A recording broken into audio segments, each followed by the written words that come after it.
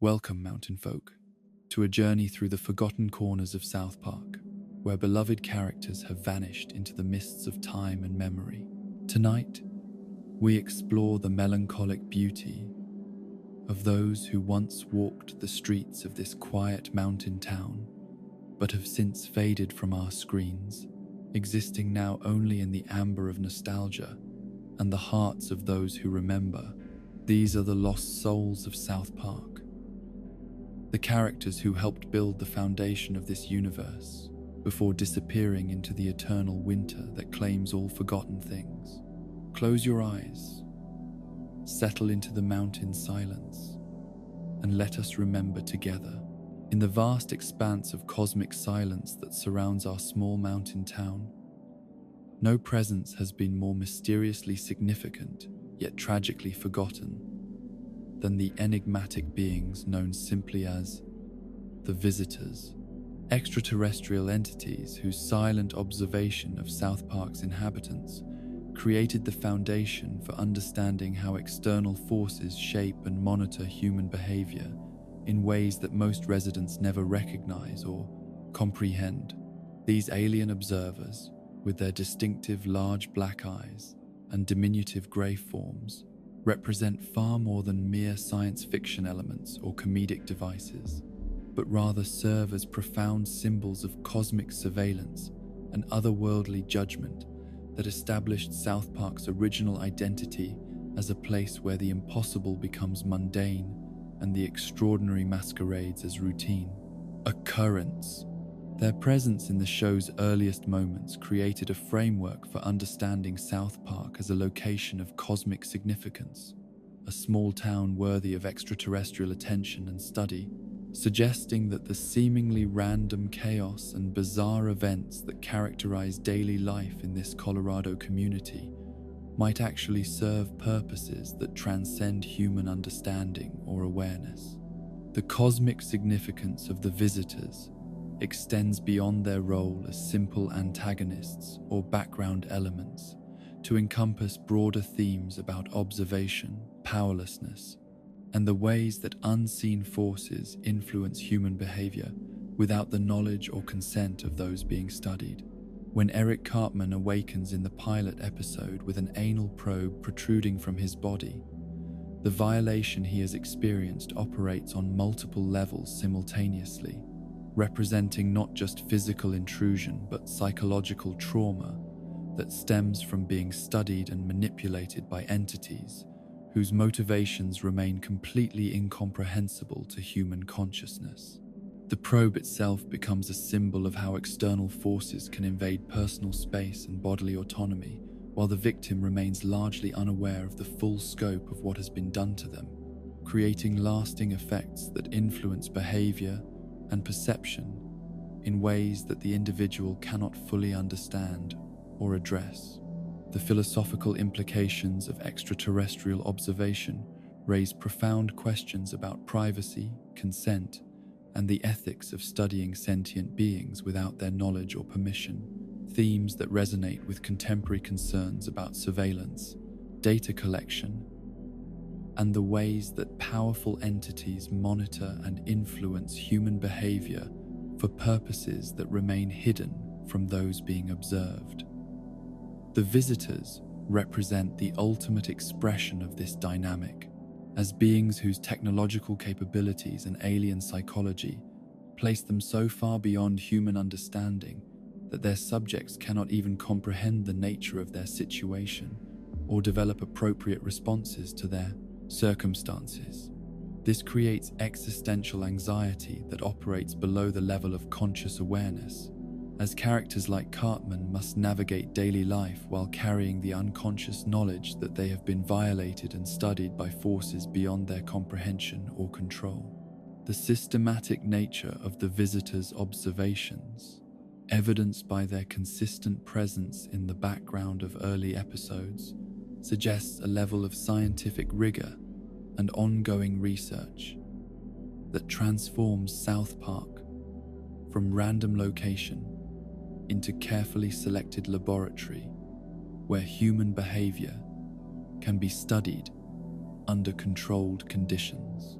Their decision to focus their attention on this particular mountain town implies that South Park possesses characteristics or experiences phenomena that make it valuable for their research purposes, though the specific nature of these qualities remains mysterious to both the characters and the audience. This selective attention creates a sense of cosmic importance that elevates the mundane problems and social dynamics of small-town life into matters of potential universal significance, suggesting that the relationships, conflicts, and moral developments that occur among South Park's residents might serve as data points in experiments whose scope and purpose extend far beyond earthly concerns. The recurring appearances of the visitors in background shots during early seasons created a subtle but persistent reminder of external observation that influenced the psychological atmosphere of the show, even when they were not directly involved in plot developments. Their presence established a framework of cosmic surveillance that made viewers more aware of being watched while simultaneously making the characters' apparent obliviousness to this observation more poignant and disturbing. This dynamic creates layers of dramatic irony, where the audience possesses knowledge that the characters lack, generating tension and empathy as viewers watch these individuals navigate their lives while remaining unaware of the extent to which their privacy has been compromised and their autonomy violated by entities whose existence they cannot even acknowledge or understand. Matt Stone and Trey Parker's original vision for South Park as a science fiction comedy reflected their interest in exploring how supernatural and extraterrestrial elements might intersect with mundane small-town life, creating opportunities for social commentary that operated through the lens of genre fiction rather than direct political or cultural criticism.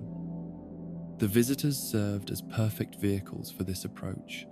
as their alien perspective allowed the creators to examine human behavior and social institutions from an outsider's viewpoint, while their advanced technology and incomprehensible motivations created possibilities for surreal situations that could illuminate absurdities in normal human interactions and social arrangements. This science fiction framework provided creative flexibility that enabled more experimental storytelling approaches while establishing South Park as a location where anything might be possible and where conventional reality could be disrupted at any moment by forces beyond ordinary human experience. The transition away from supernatural elements that began during the 4th season reflected Matt Stone and Trey Parker's growing concern that South Park was becoming too similar to other science fiction television programs and losing its unique identity as a comedy that derived its humor from recognizable human situations rather than fantastical circumstances. Their decision to minimize the visitors' presence and reduce the show's science fiction elements demonstrated their commitment to developing South Park's identity as a show that addressed contemporary social and political issues through the lens of childhood experience rather than through supernatural metaphor or science fiction allegory. This creative evolution represented a conscious choice to prioritize immediate relevance and social commentary over genre experimentation, though it came at the cost of losing some of the cosmic perspective and otherworldly atmosphere that had characterized the show's earliest episodes. The psychological impact of this creative shift can be understood as a move from external to internal focus. As the show evolved from examining how outside forces influence human behavior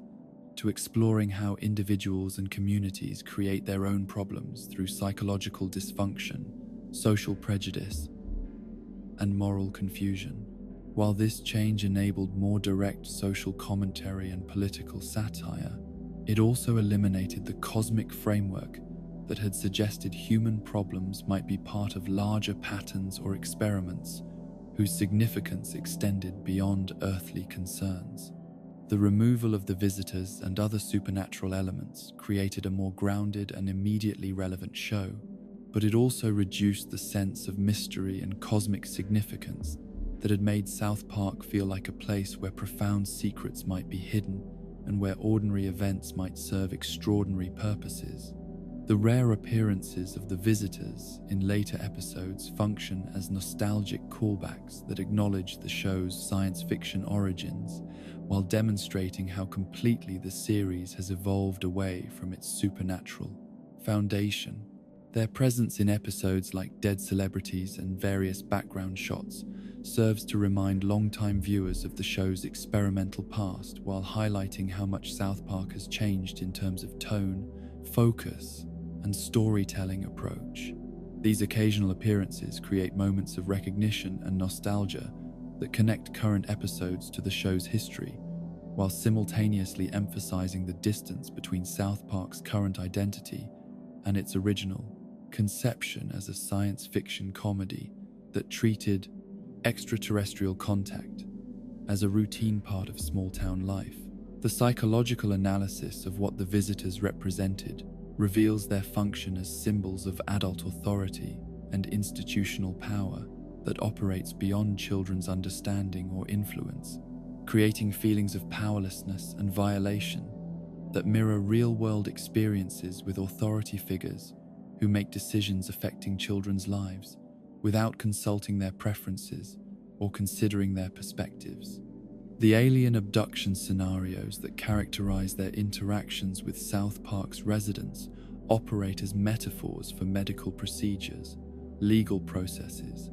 and educational interventions that children experience as incomprehensible violations performed by adults whose motivations and methods remain mysterious and frightening. This symbolic framework allows the visitors to represent broader themes about childhood powerlessness and institutional authority, while maintaining the narrative distance that science fiction provides. The metaphor of alien abduction as childhood trauma extends beyond simple violation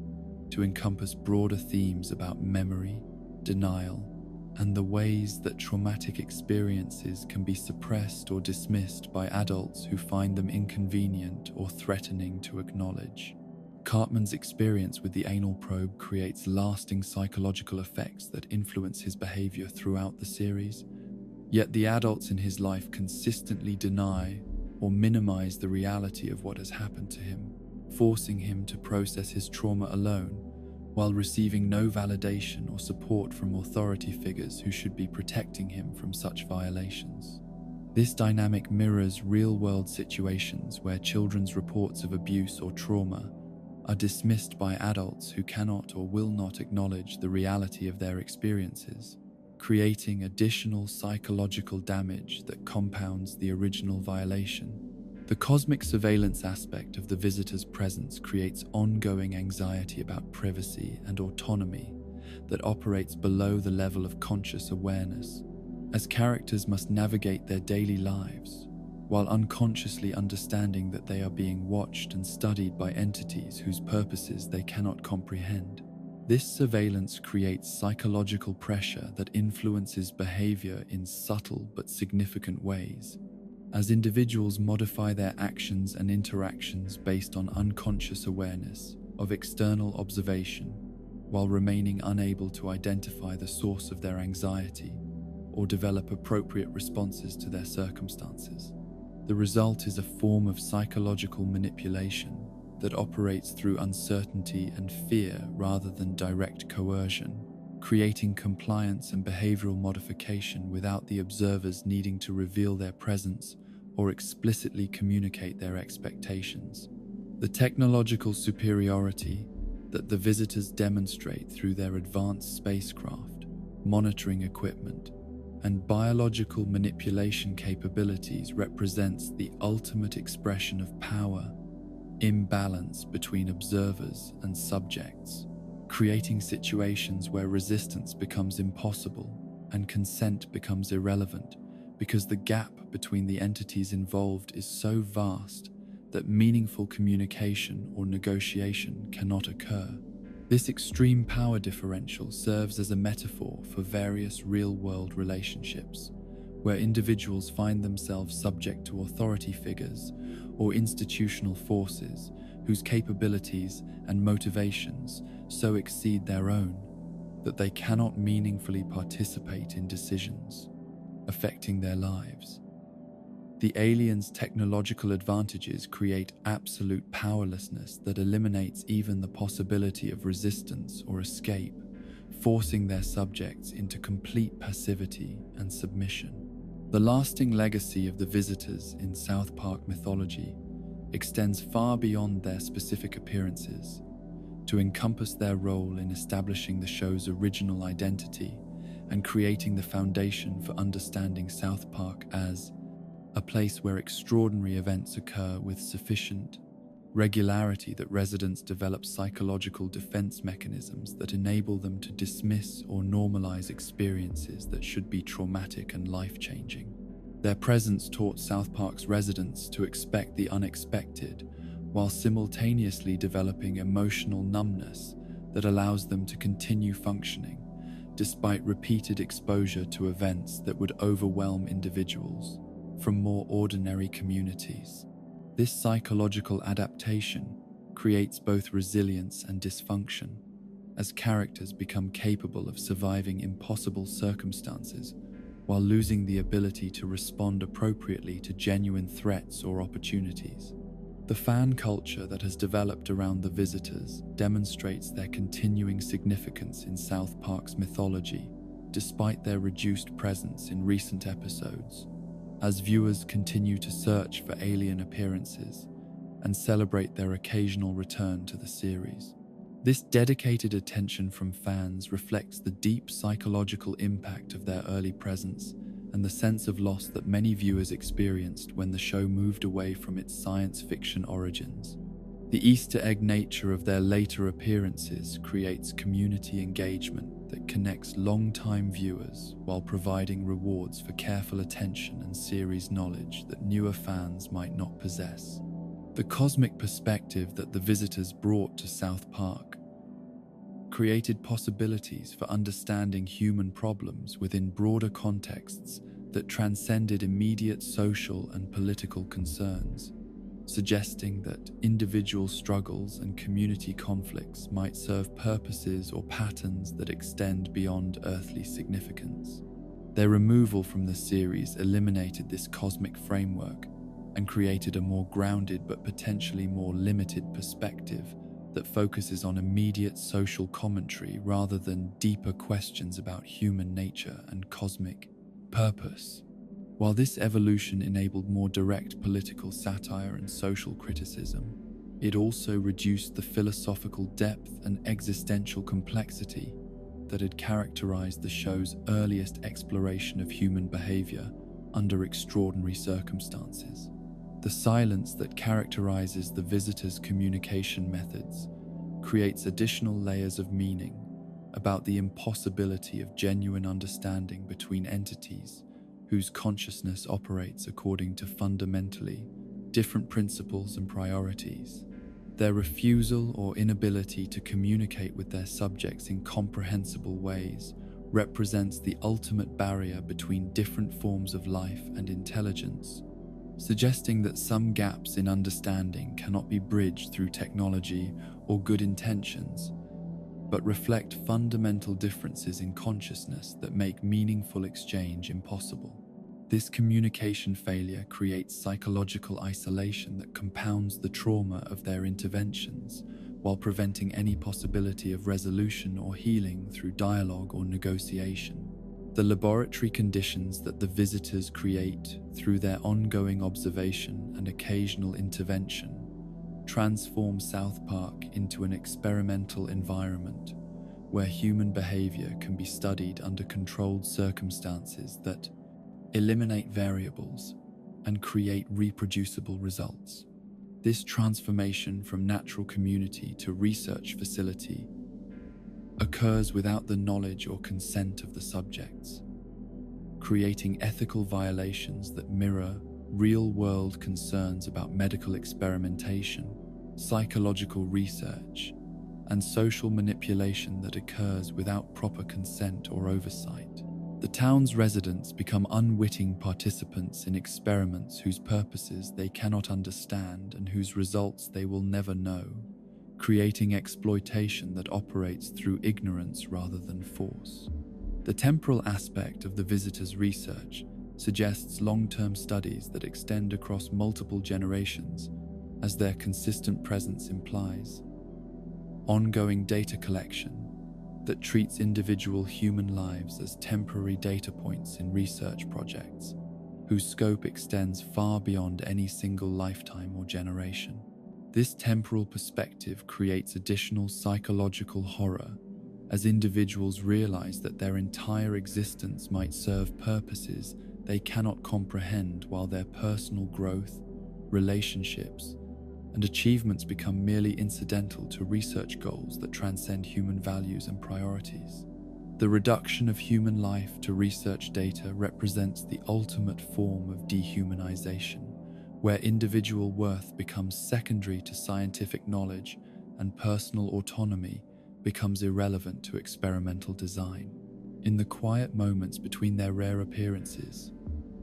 when the visitors remain hidden in the cosmic shadows that surround our small mountain town,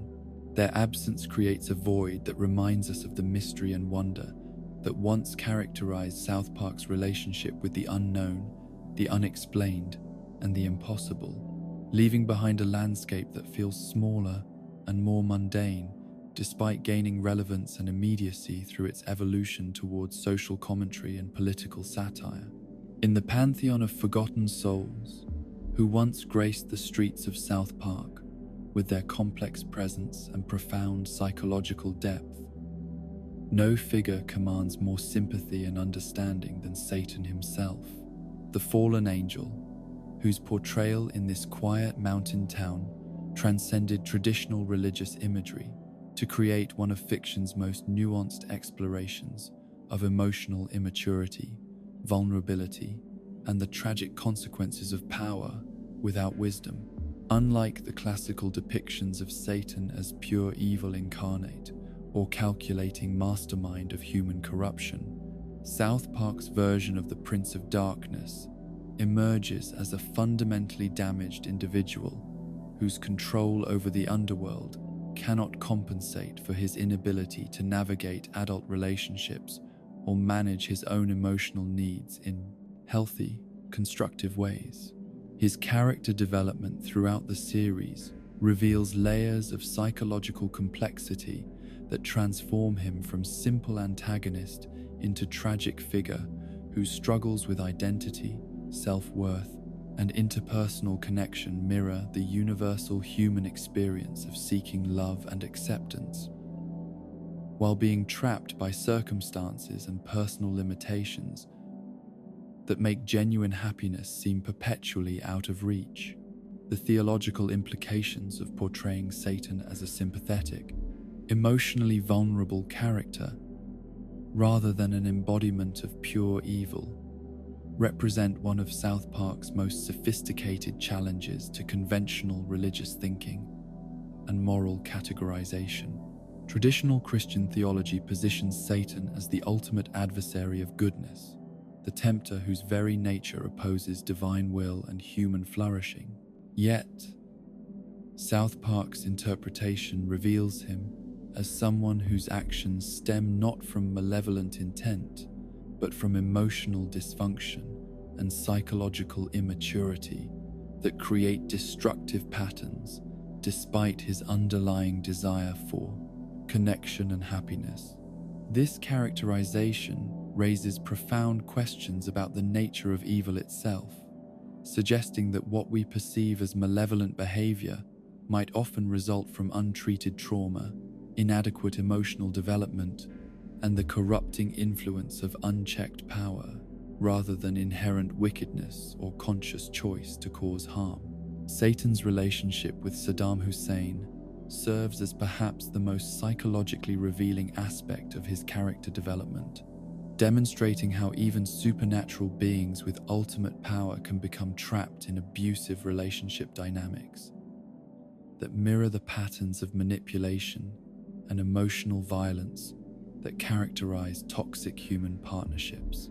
The power differential between Satan, who possesses supernatural abilities and controls the underworld, and Saddam, a deceased human dictator, would seem to make any abusive dynamic impossible. Yet their relationship reveals how emotional manipulation can overcome even the most significant practical advantages when the victim lacks the psychological tools necessary to recognize and resist manipulation tactics. Satan's vulnerability to Saddam's emotional abuse demonstrates that power and strength in one domain cannot compensate for weakness and dysfunction in another, creating tragic situations where individuals with extraordinary capabilities in some areas remain completely helpless when confronted with psychological manipulation that exploits their deepest emotional needs and insecurities. The psychological mechanics of Satan and Saddam's relationship reveal sophisticated understanding of how abusive partnerships function through cycles of emotional reward and punishment that create addiction-like dependency in their victims while systematically undermining their self-worth and decision-making capabilities. Saddam's treatment of Satan follows classic patterns of emotional abuse, including isolation from support systems, constant criticism disguised as concern, manipulation of insecurities to create dependency, and strategic deployment of affection to reinforce the victim's belief that the relationship provides their only source of love and validation.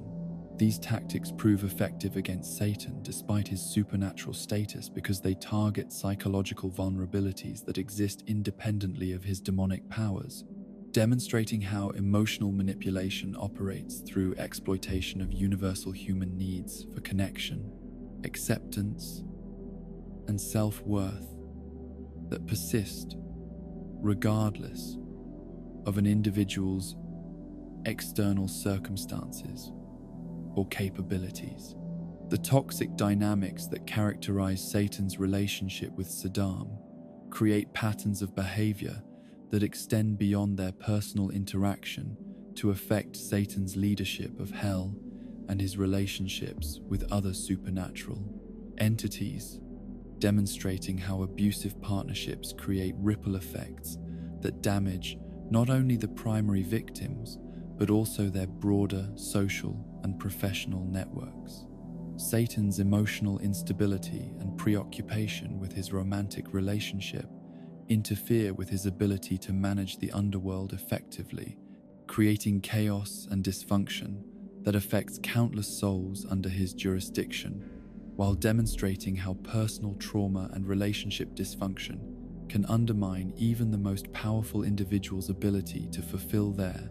responsibilities and obligations to others who depend on their leadership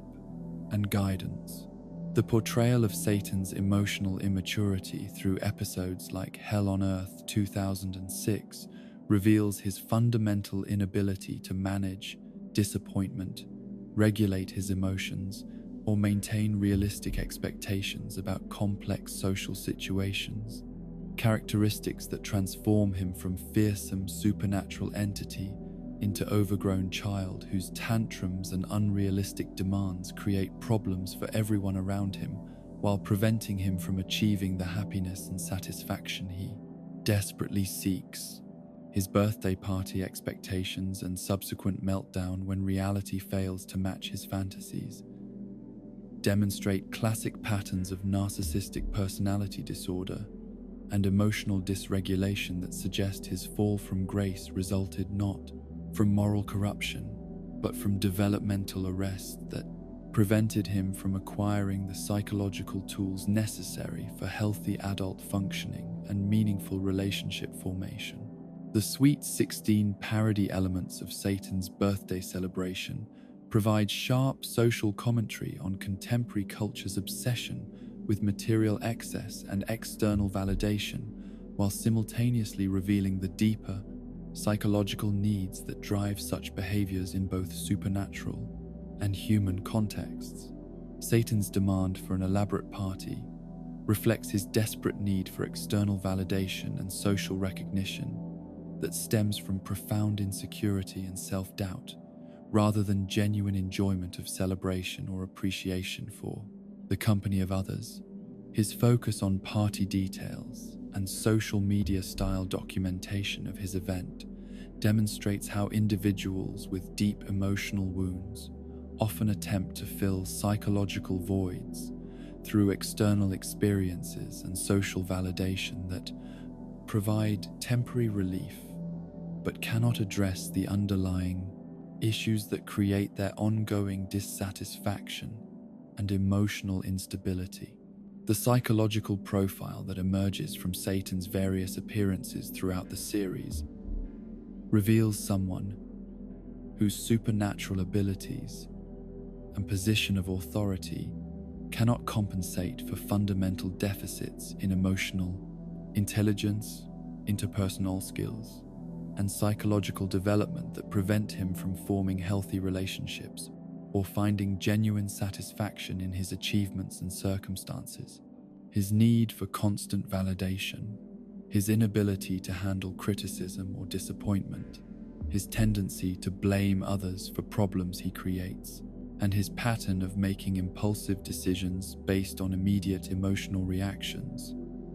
rather than careful consideration of long-term consequences, all point to significant psychological dysfunction that exists independently of his supernatural nature and supernatural responsibilities. Satan's parental relationship with his son Chris provides another window into his character's psychological complexity, while revealing both his capacity for genuine love and his limitations as a caretaker and role model for someone who needs consistent guidance and emotional support. His interactions with Chris demonstrate authentic parental affection and concern, yet they also reveal his tendency to involve his child in adult problems and relationship drama that create inappropriate emotional burdens for someone who should be protected from such complications. This pattern reflects common dynamics in families where parents struggle with their own emotional regulation and relationship problems, creating situations where children become confidants or emotional support systems for adults who should be providing stability and appropriate boundaries. The theological questions raised by Satan's eventual ascension to heaven following his heroic sacrifice against Man-Bear-Pig challenge fundamental assumptions about divine justice, redemption, and the possibility of moral transformation even for those who have committed terrible acts or caused significant harm to others. His admission to heaven suggests that authentic redemption remains possible regardless of past actions when individuals demonstrate genuine growth, selfless sacrifice, and commitment to protecting others at personal cost. This theological framework emphasizes behavior and character development over historical actions or inherited nature, proposing that moral worth should be evaluated based on current choices and demonstrated values, rather than past mistakes or supernatural designations that might seem to predetermine an individual's spiritual fate. The environmental allegory embedded in Satan's final battle against Man-Bear-Pig transforms his personal character arc into broader commentary about collective responsibility for addressing existential threats that require individual sacrifice for communal benefit, demonstrating how personal growth and moral development can enable individuals to transcend their limitations and contribute to causes greater than their immediate self-interest. Satan's willingness to sacrifice his existence to protect South Park from environmental destruction represents the culmination of his character development from self-centered, emotionally immature entity to someone capable of genuine heroism and selfless action when confronted with circumstances that demand moral courage and personal sacrifice for others' benefit. The psychological transformation that enables Satan's heroic final act reflects his gradual development of emotional maturity and moral clarity through his experiences with loss, disappointment, and genuine connection with others, who helped him recognize his capacity for growth and positive contribution despite his troubled past and ongoing psychological struggles. His evolution from petulant, demanding entity focused on his own gratification to someone willing to sacrifice everything for others' protection demonstrates that authentic character development remains possible, even for individuals whose past behavior and psychological dysfunction might seem to preclude such transformation. This character arc provides hope that personal growth and redemption remain accessible to anyone willing to confront their limitations and work toward becoming someone capable of genuine love and selfless service. The impact of Satan's character development on other figures within South Park's universe demonstrates how individual transformation can create ripple effects that inspire and enable growth in others, while contributing to the overall moral and emotional atmosphere of the community. His relationship with Kenny during the South Park movie provided both characters with opportunities for authentic connection and mutual support that revealed hidden depths in their personalities while enabling them to transcend their usual roles and contribute to outcomes that benefited everyone around them. These interactions suggest that meaningful relationships and genuine emotional support can catalyze personal growth and moral development, even in individuals whose circumstances or psychological limitations might seem to prevent such transformation. The void left in South Park's spiritual ecosystem by Satan's permanent departure represents the loss of a unique perspective and moral voice that provided balance and complexity to the show's exploration of religious themes and spiritual questions. His absence eliminates a character who embodied the possibility of redemption and growth, even for those who seem irredeemably damaged or morally compromised, reducing the show's ability to explore themes of forgiveness, transformation, and the complex relationship between past actions and current moral worth. The theological sophistication that his character brought to religious discussions created opportunities for nuanced examination of spiritual questions that transcended simple good versus evil dichotomies, while acknowledging the person, psychological complexity that underlies moral behavior and spiritual development. Satan's influence on the moral development of other characters throughout his appearances in the series created educational opportunities that helped individuals like Kenny develop greater understanding of complex emotional dynamics and relationship patterns, while providing models for recognizing and responding to abusive behavior and emotional manipulation. His vulnerability and openness about his struggles gave other characters permission to acknowledge their own psychological challenges and seek support when needed, creating an atmosphere of emotional honesty and mutual aid that benefited the entire community while demonstrating how individual authenticity and vulnerability can create positive social change. The cultural impact of Satan's characterization extends beyond South Park itself to influence broader discussions about religious representation in media and the possibility of finding humanity and complexity in figures traditionally portrayed as purely evil or irredeemably corrupted. His portrayal challenged audiences to reconsider their assumptions about moral categories and spiritual designations, while demonstrating how psychological understanding can reveal the wounded humanity that often underlies destructive behavior. This approach to character development encouraged more nuanced thinking about justice, redemption, and the factors that contribute to harmful behavior, while maintaining accountability for actions and their consequences. The psychological realism of Satan's emotional struggles and relationship dysfunction provided representation for individuals dealing with similar issues in their own lives, while demonstrating that psychological challenges affect everyone regardless of their external circumstances, supernatural abilities, or social position. His experiences with emotional abuse, self-doubt, and the difficulty of breaking destructive patterns offered validation for viewers dealing with comparable struggles while providing hope that growth and healing remain possible, even when circumstances seem hopeless,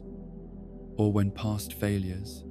suggest that positive change might be impossible. The therapeutic value of Satan's character development created opportunities for viewers to explore their own psychological patterns and relationship dynamics through identification with a character whose supernatural nature provided sufficient emotional distance to make self-examination feel safe and non-threatening. His journey from emotional immaturity to heroic sacrifice demonstrated the possibility of profound personal transformation while acknowledging the difficulty and ongoing nature of psychological growth and moral development. This representation offered hope and encouragement for individuals working to overcome their own limitations, while providing realistic expectations about the challenges and setbacks that characterize authentic personal growth.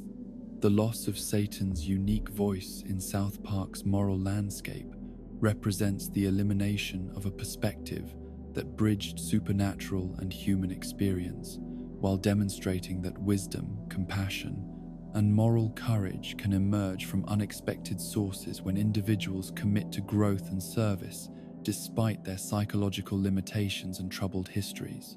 His absence creates a gap in the show's ability to explore themes of redemption and transformation while reducing opportunities for characters and viewers to witness authentic moral development that transcends initial circumstances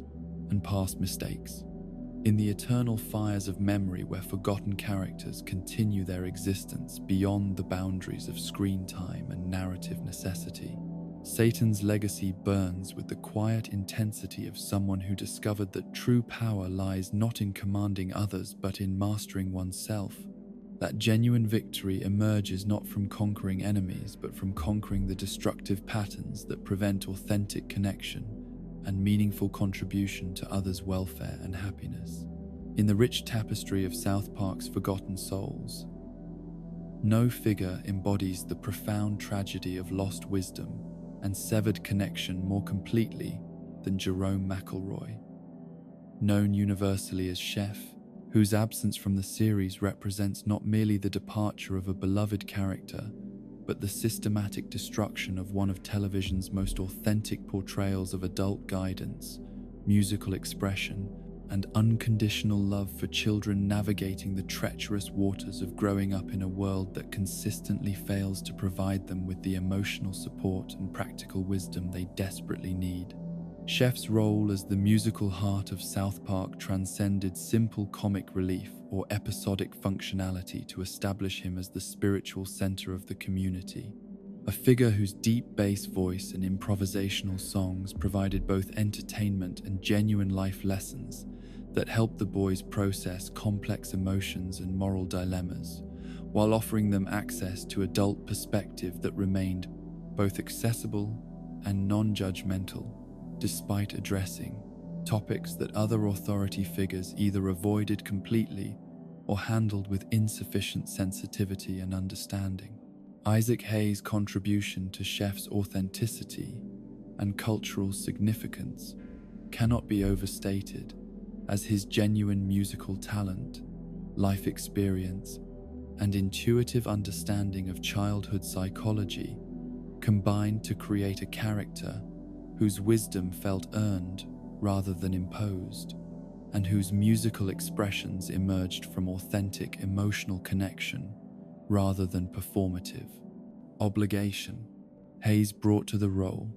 not only his remarkable vocal abilities and decades of experience in soul music, but also a deep understanding of how music functions as a vehicle for emotional expression and psychological healing, enabling him to create songs that served multiple narrative functions while maintaining artistic integrity and emotional authenticity. His ability to improvise lyrics that addressed the boys' immediate concerns while connecting their specific problems to broader themes of human experience demonstrated musical genius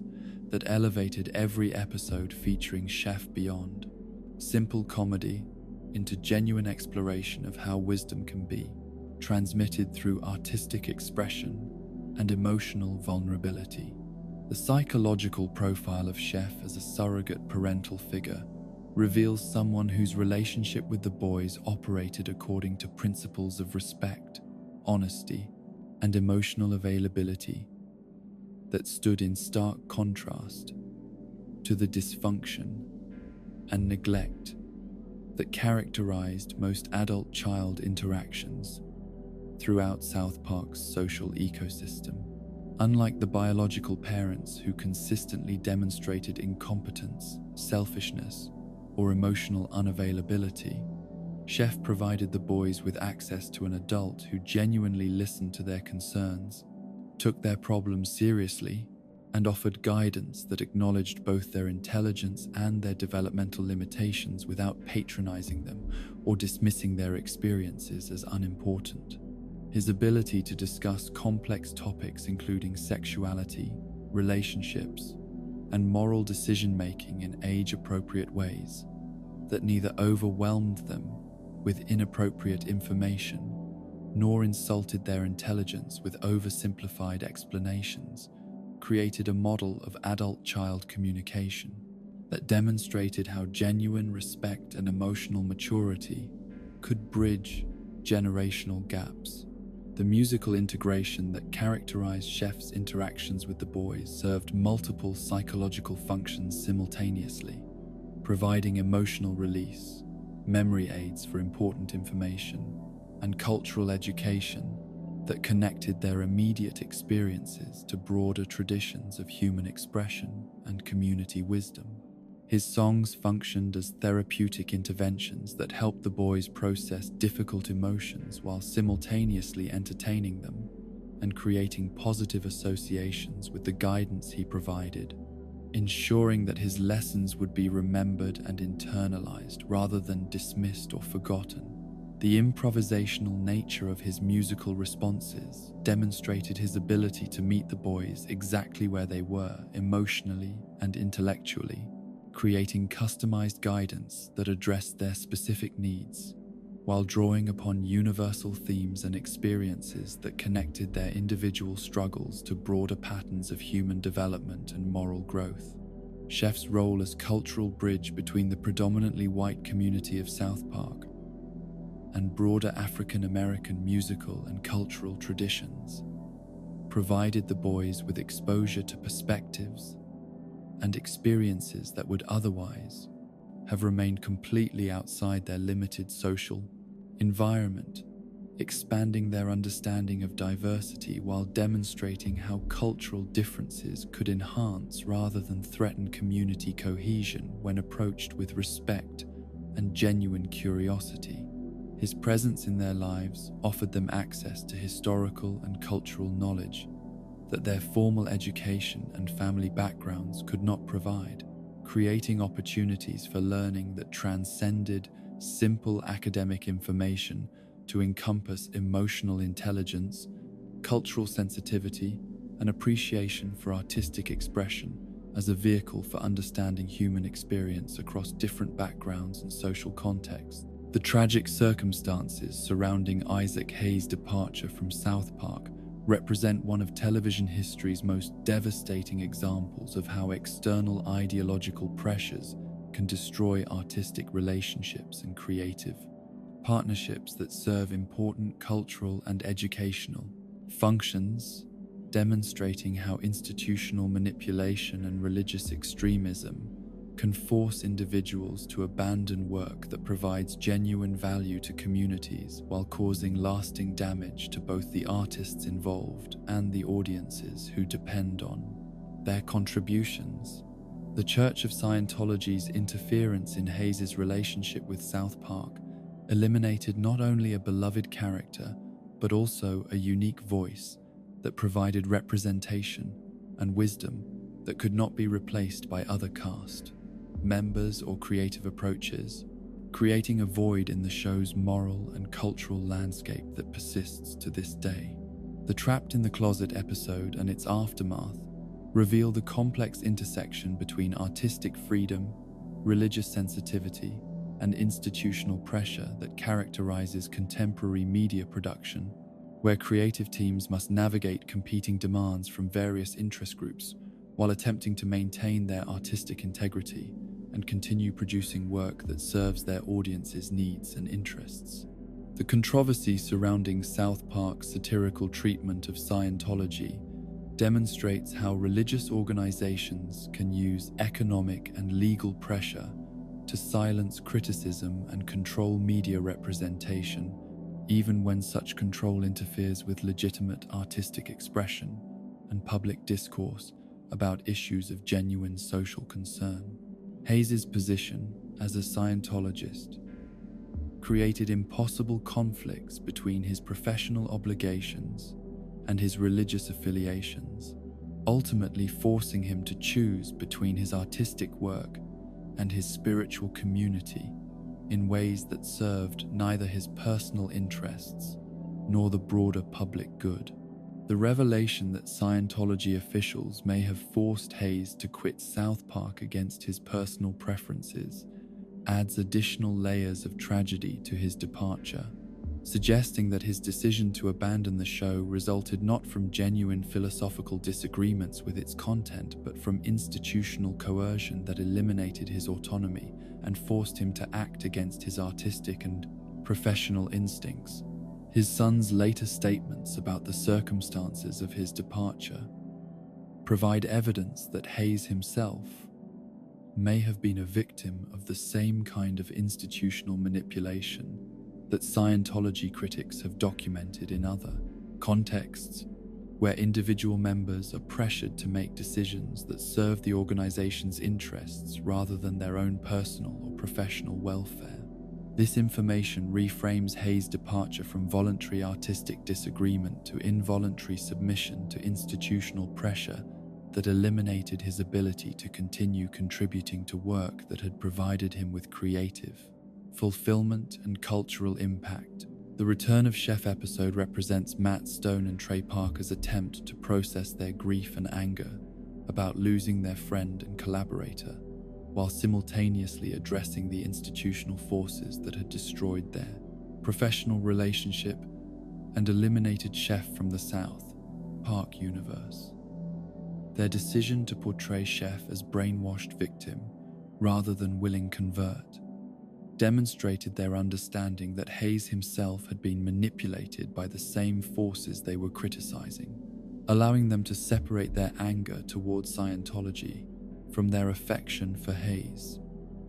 while creating a narrative framework that acknowledged the complexity of his situation. The episode's portrayal of the Super Adventure Club as a thinly veiled representation of Scientology provided them with legal protection,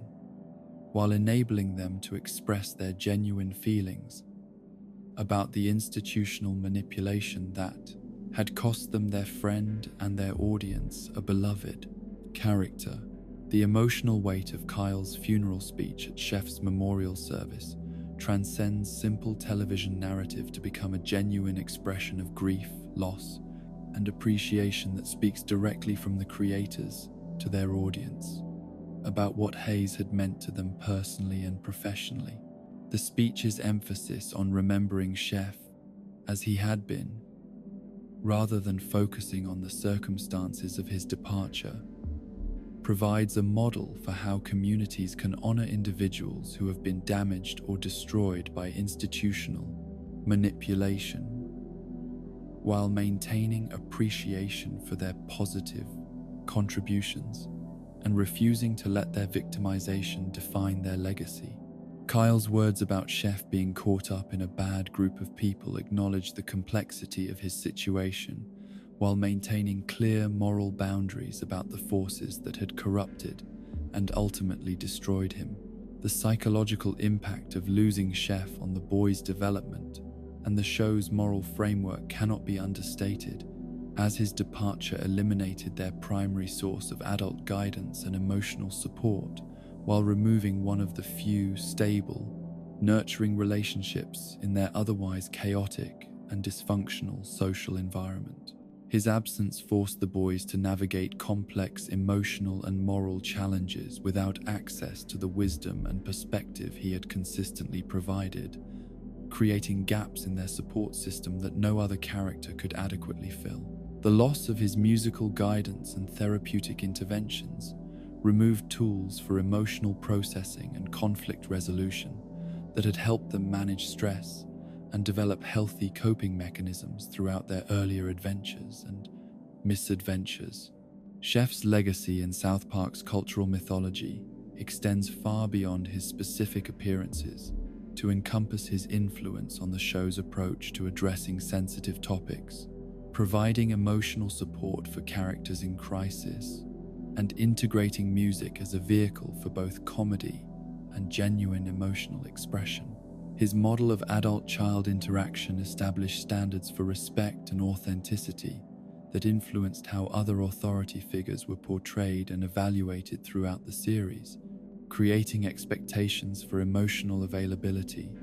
and practical wisdom that highlighted the inadequacy of less competent adult characters, while demonstrating what genuine mentorship and guidance could look like when provided by someone with appropriate skills and genuine caring. The musical albums and video games that featured Chef during the height of his popularity demonstrate his cultural impact beyond the television series itself, as his character became a vehicle for exploring themes of love, relationships, and personal growth through extended musical narratives that expanded upon his role as wisdom provider and emotional guide. Chef Aid. The South Park album showcased not only Isaac Hayes' remarkable musical talents, but also his ability to collaborate with other artists while maintaining the character's distinctive voice and perspective, creating music that functioned both as entertainment and as genuine exploration of themes that characterized his television appearances. These multimedia expansions of his character provided additional opportunities for audiences to engage with his wisdom and musical expression while demonstrating the commercial and cultural viability of characters who combined entertainment value with genuine educational and therapeutic functions. The technological resurrection of Chef in the Stick of Truth video game, through the use of archived Isaac Hayes voice recordings, represents both tribute to his lasting impact and acknowledgement that his specific contributions could never be truly replaced by other actors or creative approaches. The decision to use existing audio to create new content demonstrated the development team's commitment to honoring Hayes' original performance, while providing fans with opportunities to interact with Chef in new contexts that maintained his authentic voice and personality. This approach to character continuation acknowledged that Chef's value lay not simply in his narrative function, but in the specific qualities that Hayes brought to the role, including his vocal delivery, musical sensibility, and intuitive understanding of the character's psychological and emotional dimensions. The broader implications of Chef's departure extend beyond South Park itself to encompass questions about how religious institutions can interfere with artistic expression and professional relationships, while demonstrating the vulnerability of creative partnerships to external pressures that have nothing to do with artistic merit or audience benefit. His loss illustrates how ideological conflicts can destroy valuable cultural resources, while highlighting the importance of protecting artistic freedom from institutional manipulation that serves narrow interests at the expense of broader social and cultural benefits. The circumstances of his departure provide a cautionary tale about the power of organized pressure groups to eliminate voices and perspectives that contribute to public discourse, while demonstrating the lasting damage that such interference can cause to both individual artists and the communities they serve.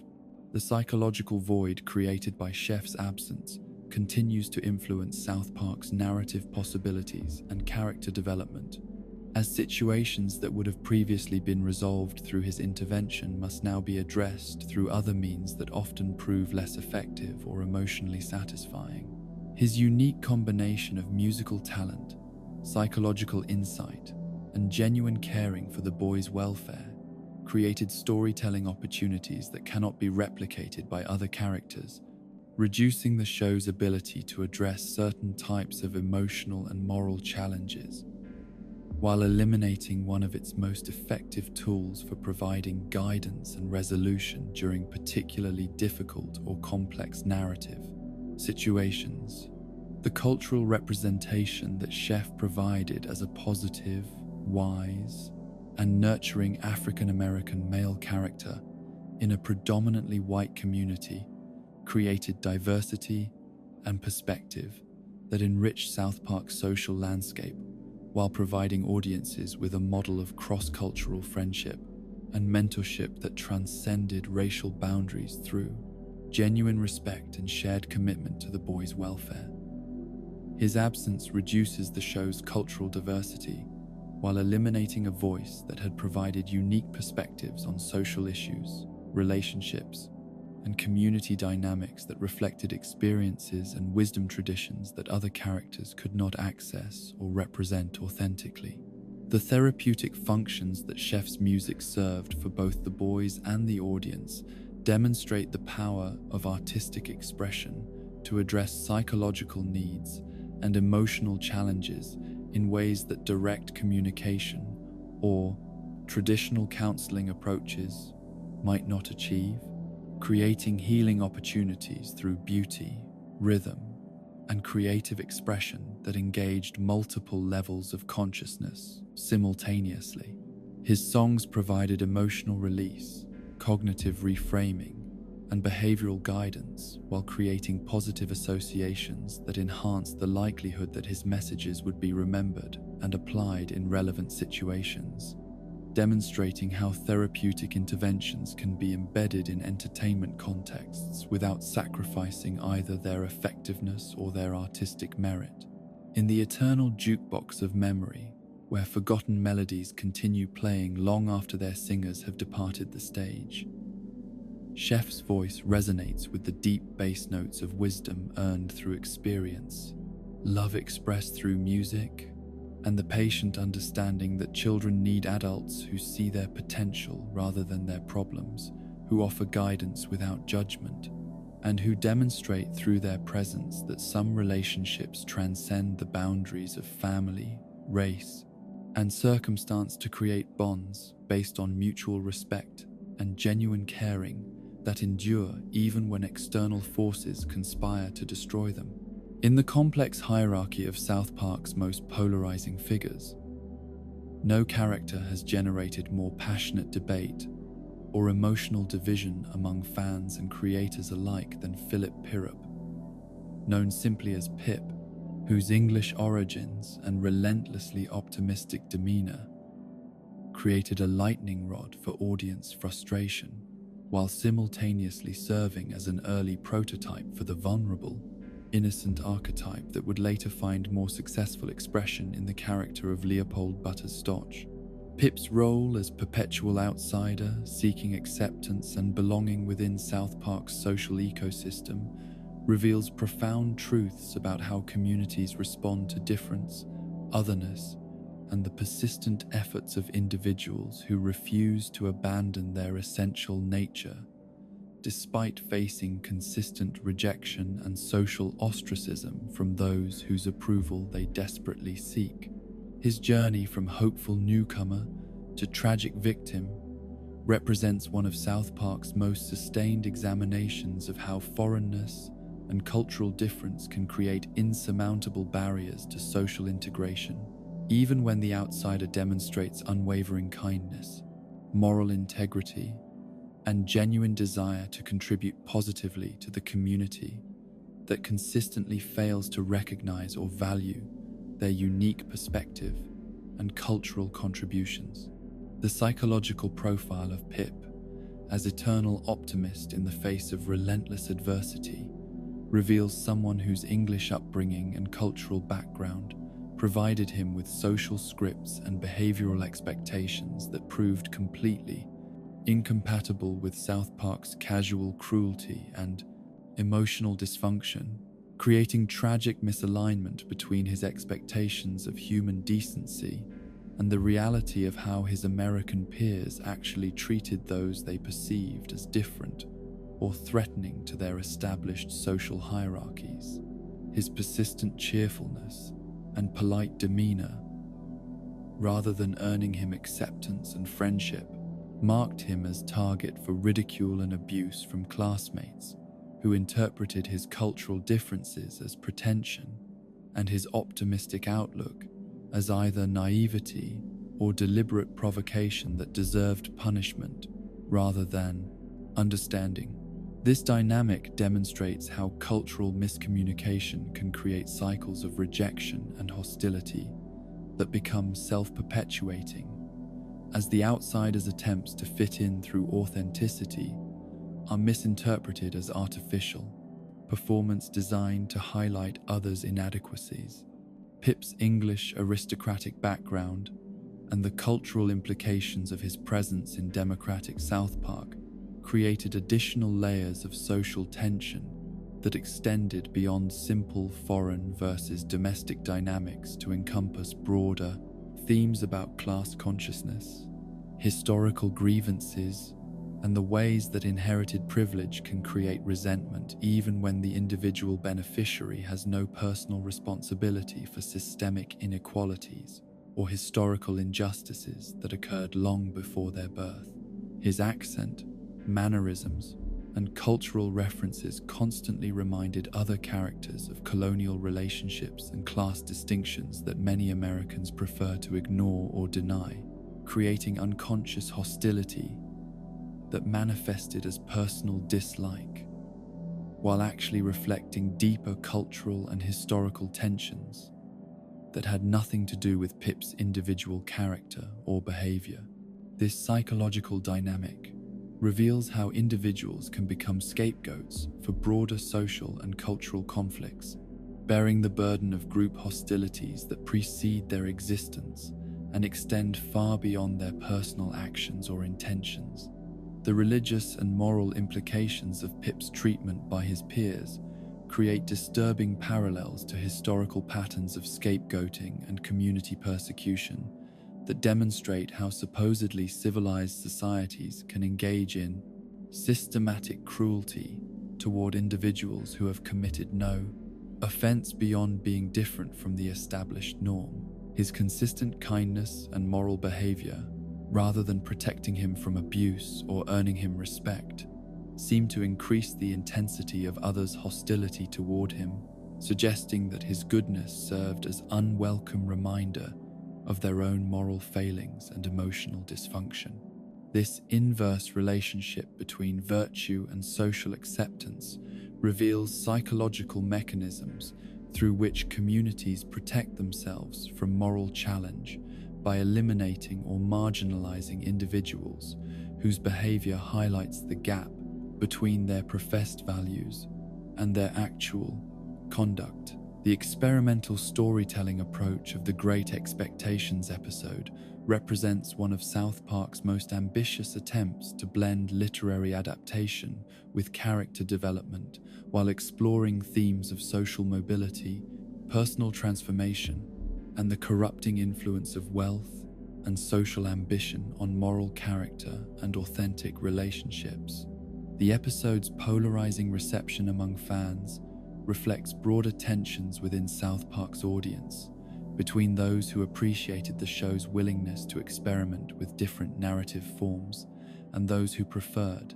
the established format and character dynamics that had created their initial connection to the series. Pip's central role in this experimental episode positioned him as vehicle for exploring complex themes about identity, authenticity, and social transformation, while simultaneously making him responsible for the episode's success or failure in ways that affected audience perception of his character beyond the specific context of the literary adaptation. The psychological complexity revealed through Pip's Great Expectations storyline demonstrates Matt Stone and Trey Parker's sophisticated understanding of how social pressure and the desire for acceptance can corrupt even fundamentally good individuals when they are placed in situations where their core values conflict with their immediate social and material interests. His character development throughout the episode explores themes of moral compromise and identity negotiation that resonate with universal human experiences of choosing between authenticity and acceptance, personal integrity and social advancement, genuine relationships and strategic alliances that serve individual ambition rather than mutual care and support. These themes transcend the specific literary context to address contemporary concerns about social media performance, economic inequality,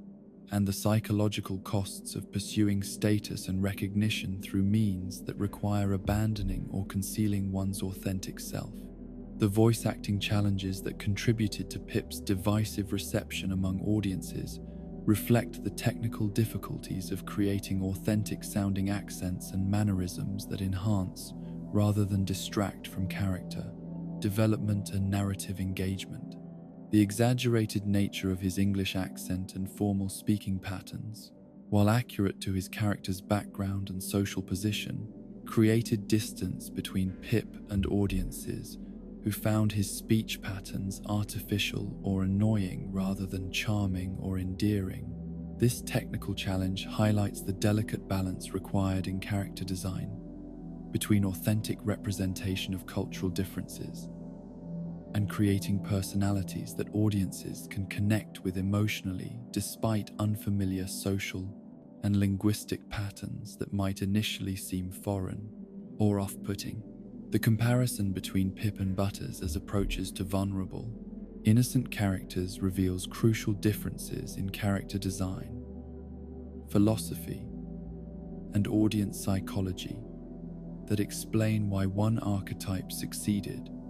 while the other failed to achieve lasting popularity and emotional connection with viewers. Butters' American background and familiar cultural references made his innocence feel relatable rather than foreign,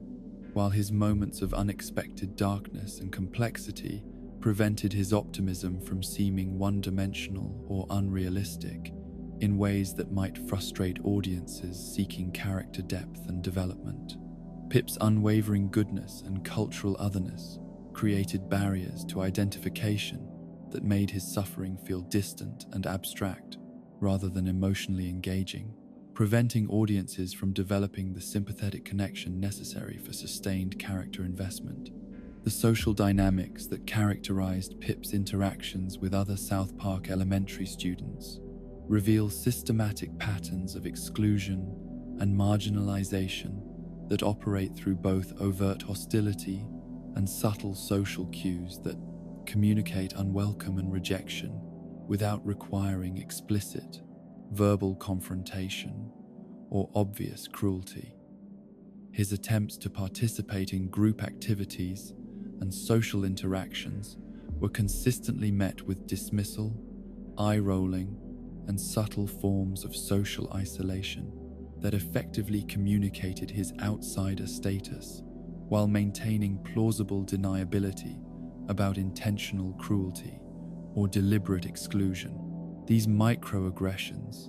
and social signals demonstrate how communities can maintain boundaries and enforce conformity through subtle pressure that avoids obvious discrimination, while achieving the same exclusionary results through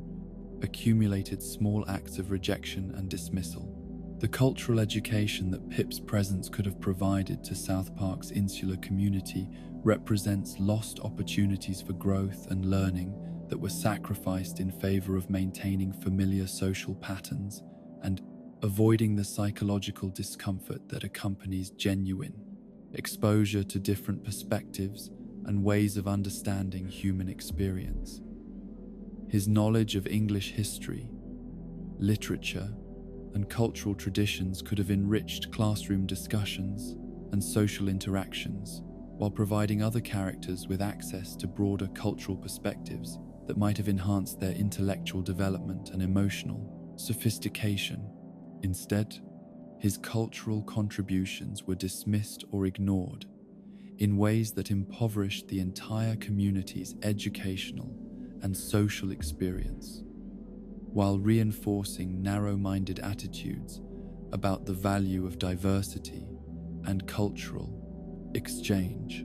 The symbolic significance of Pip's death at the hands of Mecha Streisand operates on multiple levels simultaneously, representing both the literal destruction of his character within South Park's narrative universe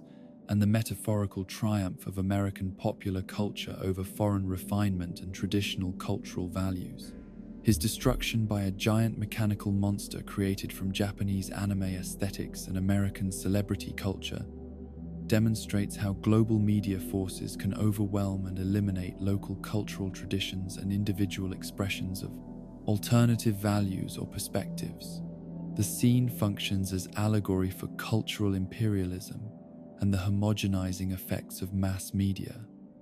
while simultaneously serving as practical narrative device for removing a character whose presence had become problematic for both creators and audiences. The fan rehabilitation of Pip's character in recent years through dedicated YouTube creators and online communities demonstrates how time and distance can alter perspective on controversial or divisive creative decisions, while revealing hidden depths and values in characters who may have been initially misunderstood or inadequately appreciated by their original audiences. These fan-created analyses and tributes highlight aspects of Pip's character that were overlooked during his original run, while providing new interpretations of his role in South Park's mythology that emphasize his positive contributions and moral significance, rather than focusing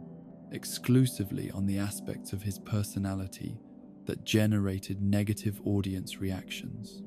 This rehabilitation process illustrates how cultural artifacts can be re-examined and revalued by subsequent generations who approach them with different perspectives and priorities than their original creators and audiences. The psychological impact of Pip's systematic rejection and eventual destruction on audiences who identified with his outsider status or appreciated his moral consistency reveals how fictional character treatment can serve as proxy for broader social attitudes toward difference, vulnerability, and nonconformity in ways that affect viewers' understanding of their own social position and worth.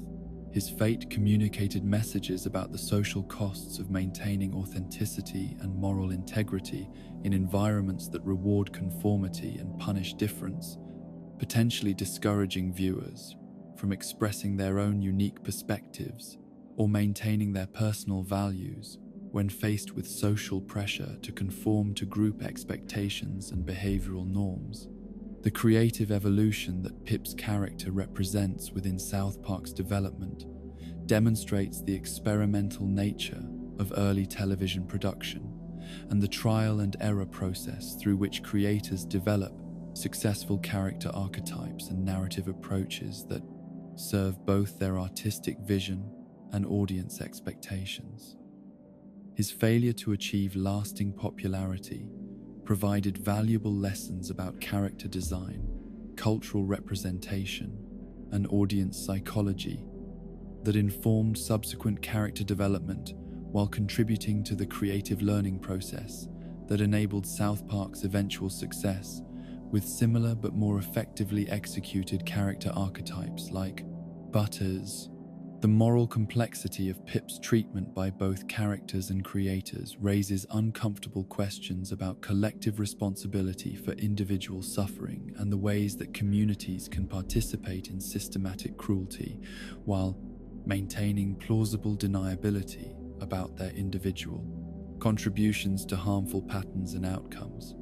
His consistent kindness and good intentions made his suffering particularly poignant, while highlighting the inadequacy of personal virtue as protection against social hostility and institutional indifference to individual welfare when that individual fails to conform to established expectations or serve recognized social functions. The educational missed opportunities that resulted from Pip's marginalization and eventual elimination demonstrate how prejudice and narrow-mindedness can prevent communities from benefiting from the knowledge, perspectives,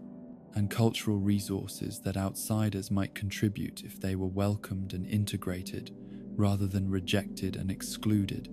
His familiarity with English literature, history, and cultural traditions could have enhanced South Park Elementary's educational environment, while providing students with exposure to different ways of thinking about social relationships, personal conduct, and cultural expression that might have broadened their intellectual horizons and emotional development. The theological implications of Pip's innocent suffering and ultimate destruction without redemption or justice challenge comfortable assumptions about moral causation and divine justice, while forcing audiences to confront the reality that virtue does not guarantee protection from harm and that good people can suffer terrible fates without cosmic intervention or ultimate vindication. His story operates as theodicy that questions whether moral behavior serves any practical purpose in universes governed by chaos, cruelty, and indifference to individual merit or suffering, creating existential discomfort that may have contributed to audience rejection of his character and story arc. In the fog-shrouded corners of memory where forgotten characters continue their eternal existence beyond the boundaries of narrative necessity and audience approval, Pip's voice still echoes with unfailing politeness and determined optimism, reminding us that some forms of goodness persist despite universal rejection, that cultural difference enriches rather than threatens community life, and that the measure of our civilization lies not in our treatment of those who conform and please us, but in our response to those who challenge us to become better than we currently are. In the pantheon of South Park's most psychologically complex and socially significant forgotten characters, perhaps none embodies the tragic intersection of outrageous performance and profound moral clarity more completely than Mr. Bess. Slave, whose introduction as comedic shock device gradually evolved into one of the series' most sophisticated explorations of authenticity, social consciousness, and the unexpected sources from which genuine wisdom and moral authority can emerge when individuals transcend societal expectations to express their true values and convictions. His character development represents a masterful subversion of audience expectations, as what initially appeared to be purely exploitative comedy gradually revealed layers of intelligence, emotional depth, and social awareness that challenged viewers to reconsider their assumptions about the relationship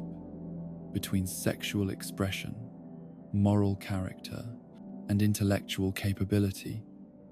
while demonstrating how individuals who exist outside mainstream social norms can often perceive and articulate truths that more conventional figures fail to recognize or acknowledge. The circumstances surrounding Mr. Slave's introduction to South Park through his relationship with Mr. Slave's Garrison reveal the complex dynamics of identity, performance, and authentic self-expression that characterize individuals navigating the intersection between personal truth and professional obligation in environments that may not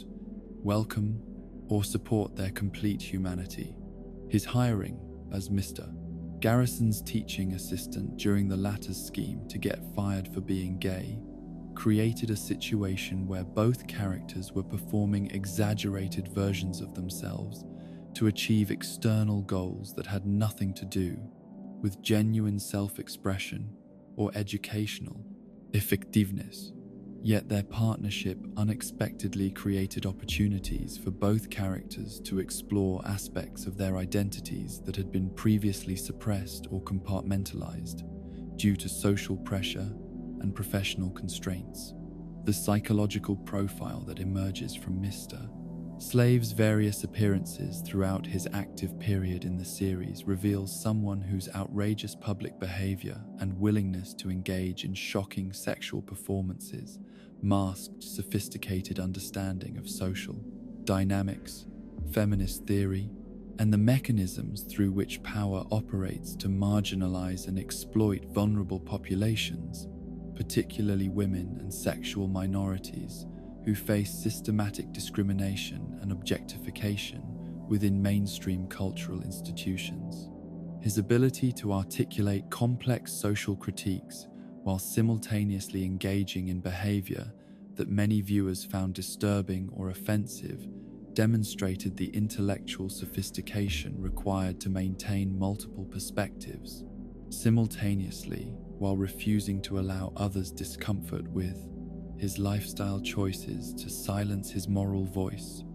or prevent him from contributing to important social conversations. The Death Camp of Tolerance episode and its aftermath established Mr. Slave as more than simple shock comedy device by revealing his genuine concern for appropriate boundaries and age-appropriate behavior, as his horror at the children's presence during his adult performances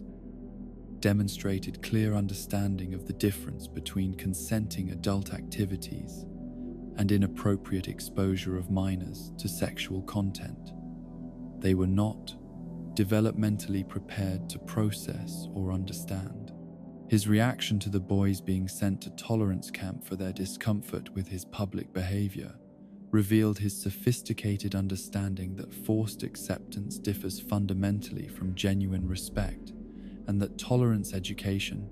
should focus on building empathy and understanding rather than punishing natural emotional responses to unfamiliar or challenging situations. The feminist consciousness that Mr. Slave demonstrated during the stupid spoiled whore video playset episode transformed him from peripheral character into moral authority whose critique of objectification culture and celebrity worship provided some of the series' most incisive social commentary about the ways that media representation reduces complex human beings to consumable images that serve commercial interests, rather than promoting genuine understanding or personal development. His passionate denunciation of Paris Hilton and the cultural forces she represented revealed deep understanding of how celebrity culture damages both the individuals it exploits and the audiences who consume their manufactured personas, creating cycles of emptiness and dissatisfaction that prevent authentic human connection and meaningful personal growth. The speech that Mr. Slave delivered about women's worth and dignity during his confrontation with celebrity culture demonstrated rhetorical skill and moral clarity that rivaled any other character's contributions to South Park's social discourse, while revealing the depth of his feminist convictions and his commitment to defending marginalized individuals against exploitation and dehumanization, regardless of personal cost or social convenience. His ability to articulate these complex ideas in accessible language while maintaining emotional authenticity created one of the series' most powerful moments of moral education, proving that wisdom and social consciousness can emerge from unexpected sources when individuals commit themselves to truth-telling and justice advocacy, despite facing discrimination and marginalization from mainstream society. The South Park is Gay episode provided Mr. Slave with another opportunity to demonstrate his intellectual sophistication and social awareness as he helped Kyle understand the difference between authentic LGBTQ identity and commercial appropriation of minority struggles for profit and cultural capital, revealing his deep understanding of how marginalized communities can be exploited by mainstream culture that adopt surface elements of their experience, while ignoring or perpetuating the discrimination and systematic inequality they face. His role in exposing the Crab people's manipulation of gay identity for their own purposes demonstrated his ability to perceive hidden power dynamics and resist attempts to co-opt his community's legitimate struggles for illegitimate ends that serve dominant group interests, rather than advancing genuine equality and social justice.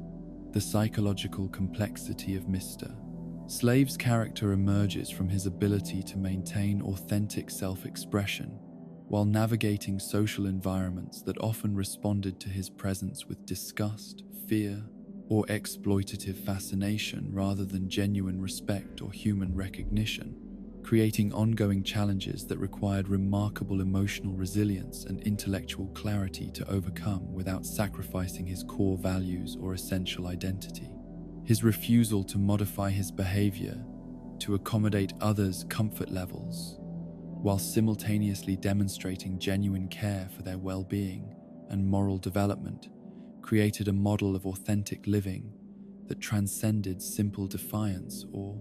rebelliousness to embody principled commitment to personal truth and social justice, even when such commitment came at significant personal cost. The relationship dynamics between Mr. Slave and Big Gay Al revealed different approaches to LGBTQ identity and community representation within South Park's social ecosystem, as their contrasting styles and philosophical differences demonstrated the diversity of perspectives and strategies that exist within any marginalized community, attempting to navigate discrimination while maintaining dignity and advancing collective interests. While Big Gay Al represented a more mainstream, palatable approach to gay identity that emphasized assimilation and non-threatening presentation, Mr. Plocumsa's Slave embodied a more radical commitment to authenticity and visibility that refused to compromise essential aspects of his identity to make others more comfortable with his presence or more accepting of his contributions to community discourse. The theological and moral dimensions of Mr. Slave's character development challenge traditional, religious, and cultural frameworks that attempt to separate sexual behavior from moral character, while demonstrating how individuals who live outside conventional moral categories can embody profound spiritual values and ethical commitments that surpass those demonstrated by more socially acceptable figures who conform to external expectations while lacking genuine compassion or social consciousness. His ability to maintain moral authority while engaging in behavior that many viewers found shocking or offensive revealed the inadequacy of surface-level moral judgments that fail to consider the full complexity of human motivation and the various ways that individuals can express their commitment to justice, truth, and human dignity. The educational value of Mr. Slave's presence in South Park Elementary extended beyond simple tolerance lessons to encompass broader questions about diversity, authenticity, and the ways that different perspectives and life experiences can enrich community discourse while challenging established assumptions and comfortable prejudices that prevent growth and understanding. His interactions with students provided opportunities for learning about difference that transcended abstract discussions of tolerance to offer concrete examples of how individuals who live outside mainstream norms can contribute valuable insights and perspectives that benefit everyone when approached with genuine curiosity and respect rather than fear or judgment. The evolution of comedy standards and social attitudes that contributed to Mr. Slave's gradual disappearance from the series reflects broader cultural changes in how audiences and creators approach humor that involves sexual minorities, gender nonconformity, and alternative lifestyle choices. as comedy that was considered acceptable or even progressive in earlier periods may later be recognized as potentially harmful or exploitative, regardless of original intentions or context. His character's viability became compromised as cultural understanding evolved about the difference between humor that includes marginalized communities as full participants in comedy and humor that positions them as objects of ridicule or shock value, creating challenges for creators attempting to maintain characters whose comedic function might conflict with evolving standards of representation and respect. The social justice advocacy that characterized Mr. Slave's most memorable appearances demonstrated how individuals who exist outside mainstream social categories can often perceive and articulate truths about power dynamics and systematic inequality that more privileged individuals might overlook or ignore due to their investment in maintaining comfortable illusions about meritocracy and social fairness. His outsider status provided him with perspective that enabled him to recognize and challenge forms of exploitation and manipulation that others might accept as normal or inevitable, creating educational opportunities for audiences willing to listen to wisdom that emerged from unexpected sources and unconventional life experiences. The intellectual sophistication that Mr. Slave consistently demonstrated throughout his appearances challenged stereotypes about the relationship between sexual behavior and cognitive capability, while revealing how individuals who express their sexuality outside conventional boundaries can possess remarkable intelligence, emotional wisdom, and social awareness that mainstream society often fails to recognize or value due to prejudice and narrow-minded assumptions about the sources from which wisdom and moral authority can legitimately emerge. His ability to articulate complex social critiques while maintaining his authentic identity demonstrated the possibility of intellectual engagement that transcends conventional respectability politics to address fundamental questions about justice, dignity, and human worth. The therapeutic functions that Mr. Slave served for other characters struggling with questions of identity, authenticity, and social acceptance provided models of self-acceptance and courage that demonstrated how individuals can maintain their essential nature while contributing meaningfully to community welfare and social progress, even when faced with discrimination and marginalization from dominant cultural institutions. His example showed other characters and audiences that personal authenticity and social contribution need not conflict when individuals possess sufficient self-knowledge and moral conviction to resist pressure to compromise their essential values for social acceptance or professional advancement. The cultural representation that Mr. Slave provided within South Park's social ecosystem created visibility for perspectives and experiences that mainstream media often ignores or caricatures, while demonstrating how marginalized communities can contribute valuable insights about social dynamics, power structures, and human relationships that benefit everyone when approached with genuine openness and respect, rather than sensationalism or exploitation. His presence expanded the range of human experience represented within the series, while challenging audiences to develop more sophisticated understanding of diversity and the various ways that individuals can contribute to community welfare, regardless of their conformity to conventional social expectations. The void left by Mr. Slave's disappearance from South Park represents the loss of a unique moral voice that combined personal authenticity with social consciousness in ways that few other characters could replicate or replace, eliminating perspectives and insights that had enriched the series' approach to questions of identity, justice, and human dignity, while reducing its ability to address certain types of social issues with the depth and sophistication that his character had provided.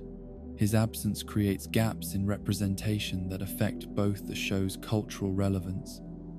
and its capacity to engage with contemporary social justice issues from perspectives that transcend mainstream liberal or conservative frameworks to address fundamental questions about human worth and social organization. In the eternal archives of memory,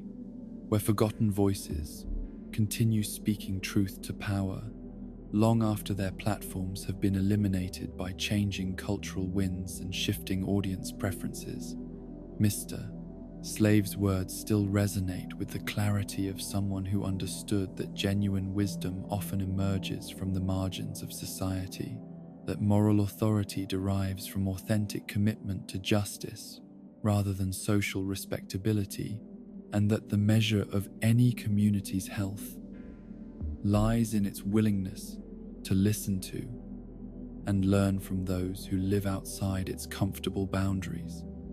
while maintaining their essential humanity and dignity, regardless of others, prejudices, or misconceptions. In the annals of South Park's law enforcement history, no figure embodies the tragic comedy of well-intentioned incompetence more completely than Officer Barbrady,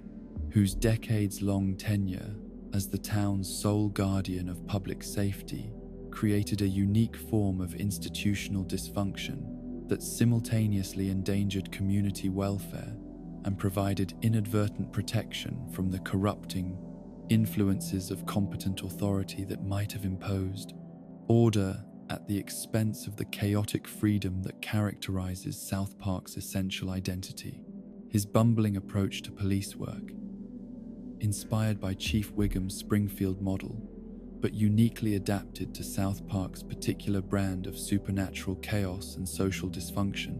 established patterns of benign neglect and accidental wisdom that served the community's interests in ways that more effective law enforcement might have prevented, creating paradoxical situations where institutional failure provided better outcomes than institutional success might have achieved under different circumstances or with more competent leadership. The psychological profile of Barbrady as childlike authority figure reveals someone whose fundamental innocence and genuine desire to help others created both his greatest strengths and his most dangerous limitations, as his inability to recognize obvious criminal behavior and his tendency to focus on minor infractions while ignoring major crimes reflected cognitive patterns that prioritized immediate, concrete concerns over abstract threats or complex social dynamics that required sophisticated understanding of human motivation and behavioral patterns.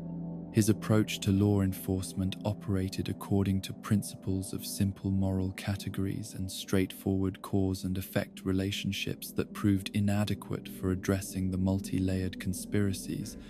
supernatural phenomena, and psychological manipulation that regularly threatened South Park's stability. Yet, his presence provided community members with access to authority figure who would listen to their concerns and attempt to help them regardless of his ability to understand or effectively address the underlying problems they faced. The illiteracy that characterized Barbrady's early development created additional layers of vulnerability and social isolation that prevented him from accessing information sources and educational resources that might have improved his professional effectiveness while simultaneously protecting him from the corrupting influences of ideology, political manipulation, and institutional pressure that often compromise law enforcement integrity in more sophisticated jurisdictions. His inability to read police manuals, legal documents, or news reports meant that his decision-making process remained uncontaminated by external influences and bureaucratic procedures that might have prevented him from responding to situations according to his own moral instincts and personal judgment, creating law enforcement approach that prioritized human relationships and community welfare over procedural correctness or legal technicalities that often interfere with achieving just outcomes. The Chicken Lover episode represents perhaps the most significant character development arc in Barbrady's entire tenure, as his journey from illiterate public servant to someone capable of reading and writing demonstrated both his capacity for personal growth and the transformative power of education to enhance individual effectiveness, while simultaneously revealing how knowledge acquisition can create new forms of anxiety and self-doubt that complicate decision-making processes and reduce confidence in personal judgment that had previously operated through intuition and emotional intelligence. His experience learning to read provided him with access to information that enhanced his understanding of police procedures and legal requirements,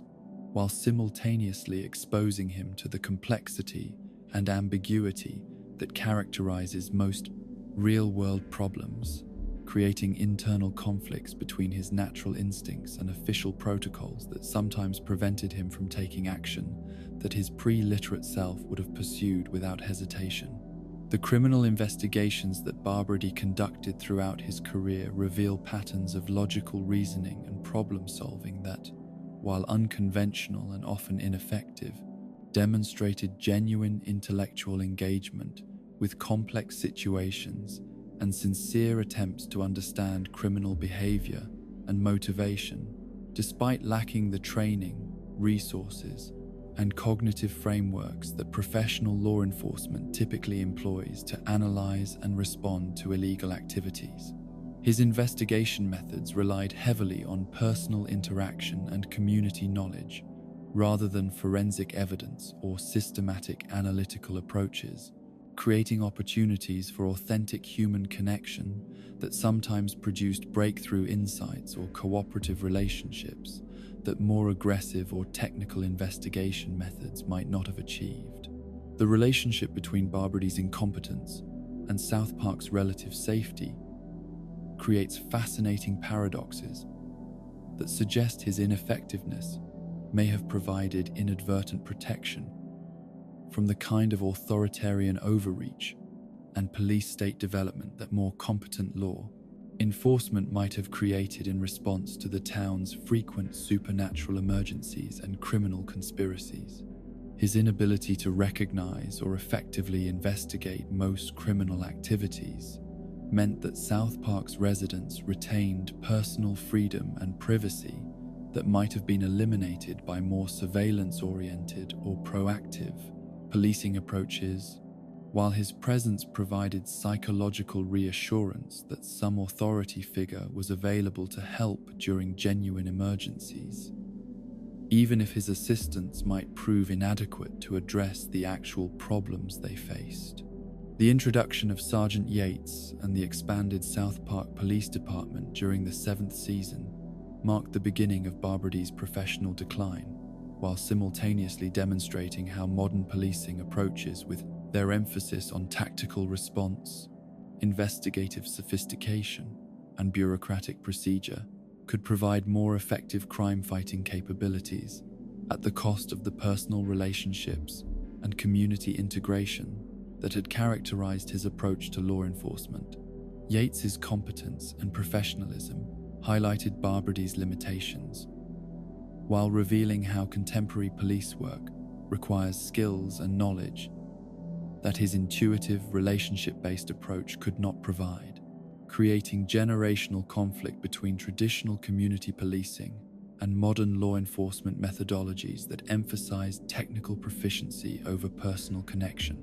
The psychological impact of professional marginalization on Barbrady's self-concept and emotional well-being becomes evident through his increasingly desperate attempts to prove his continued relevance and value to a department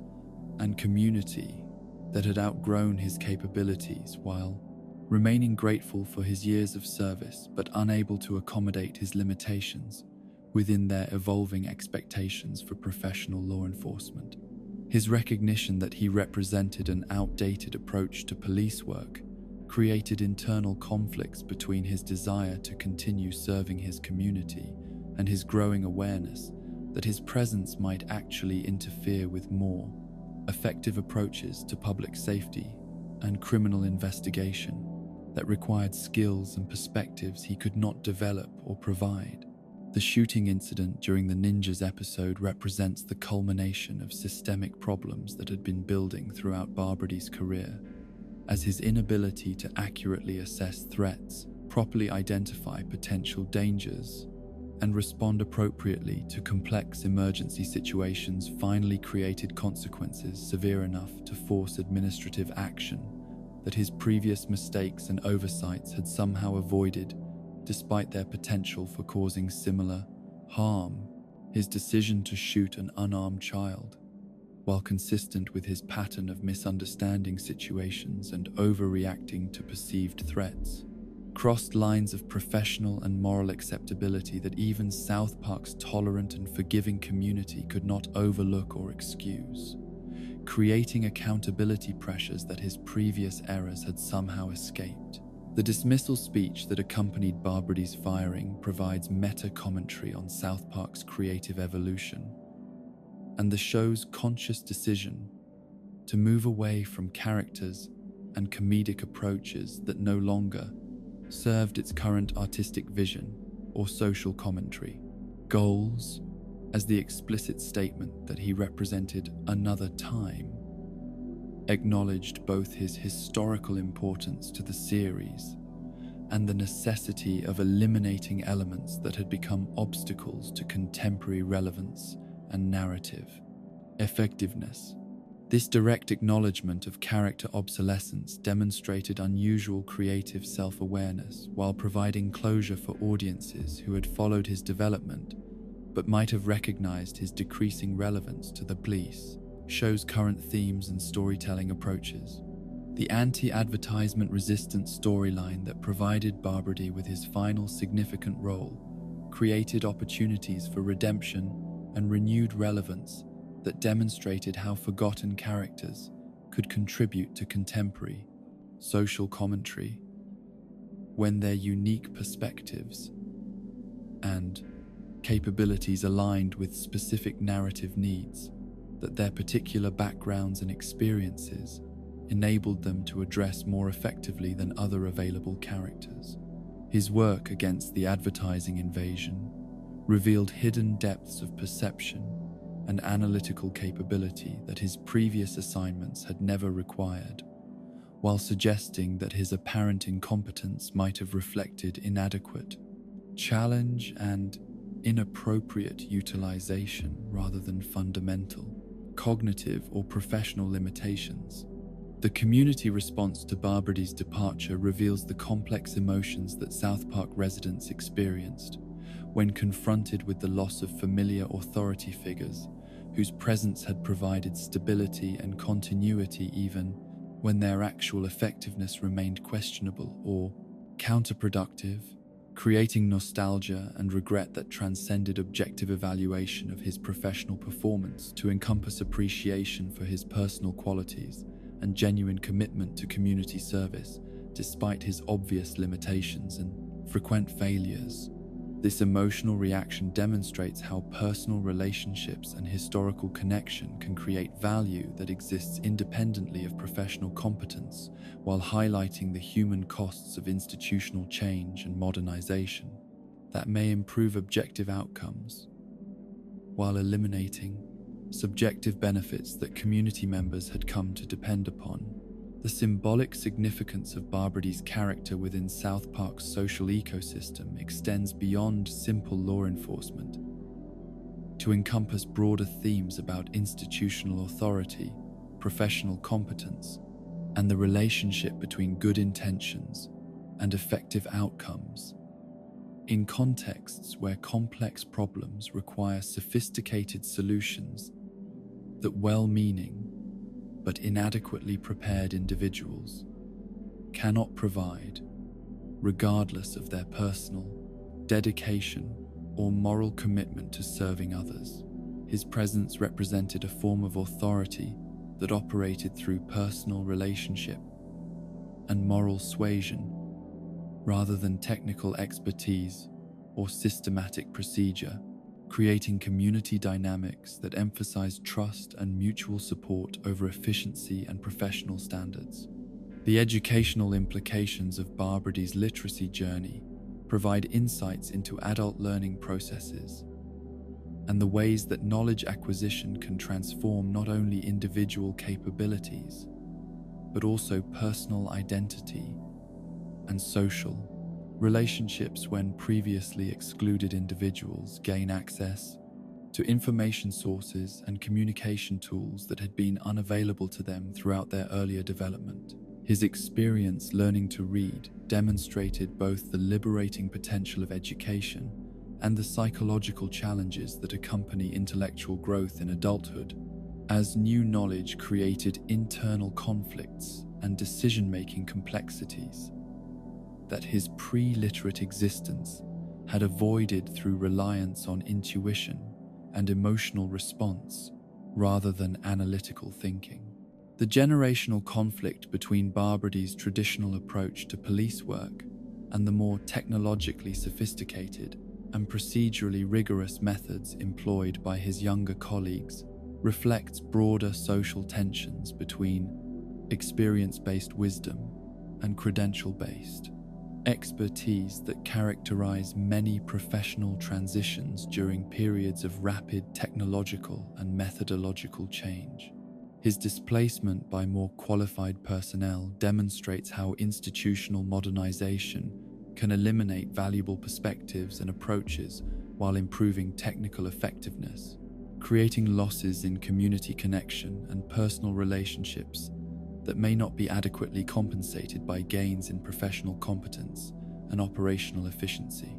The psychological toll of professional obsolescence on individuals who have dedicated their careers to serving others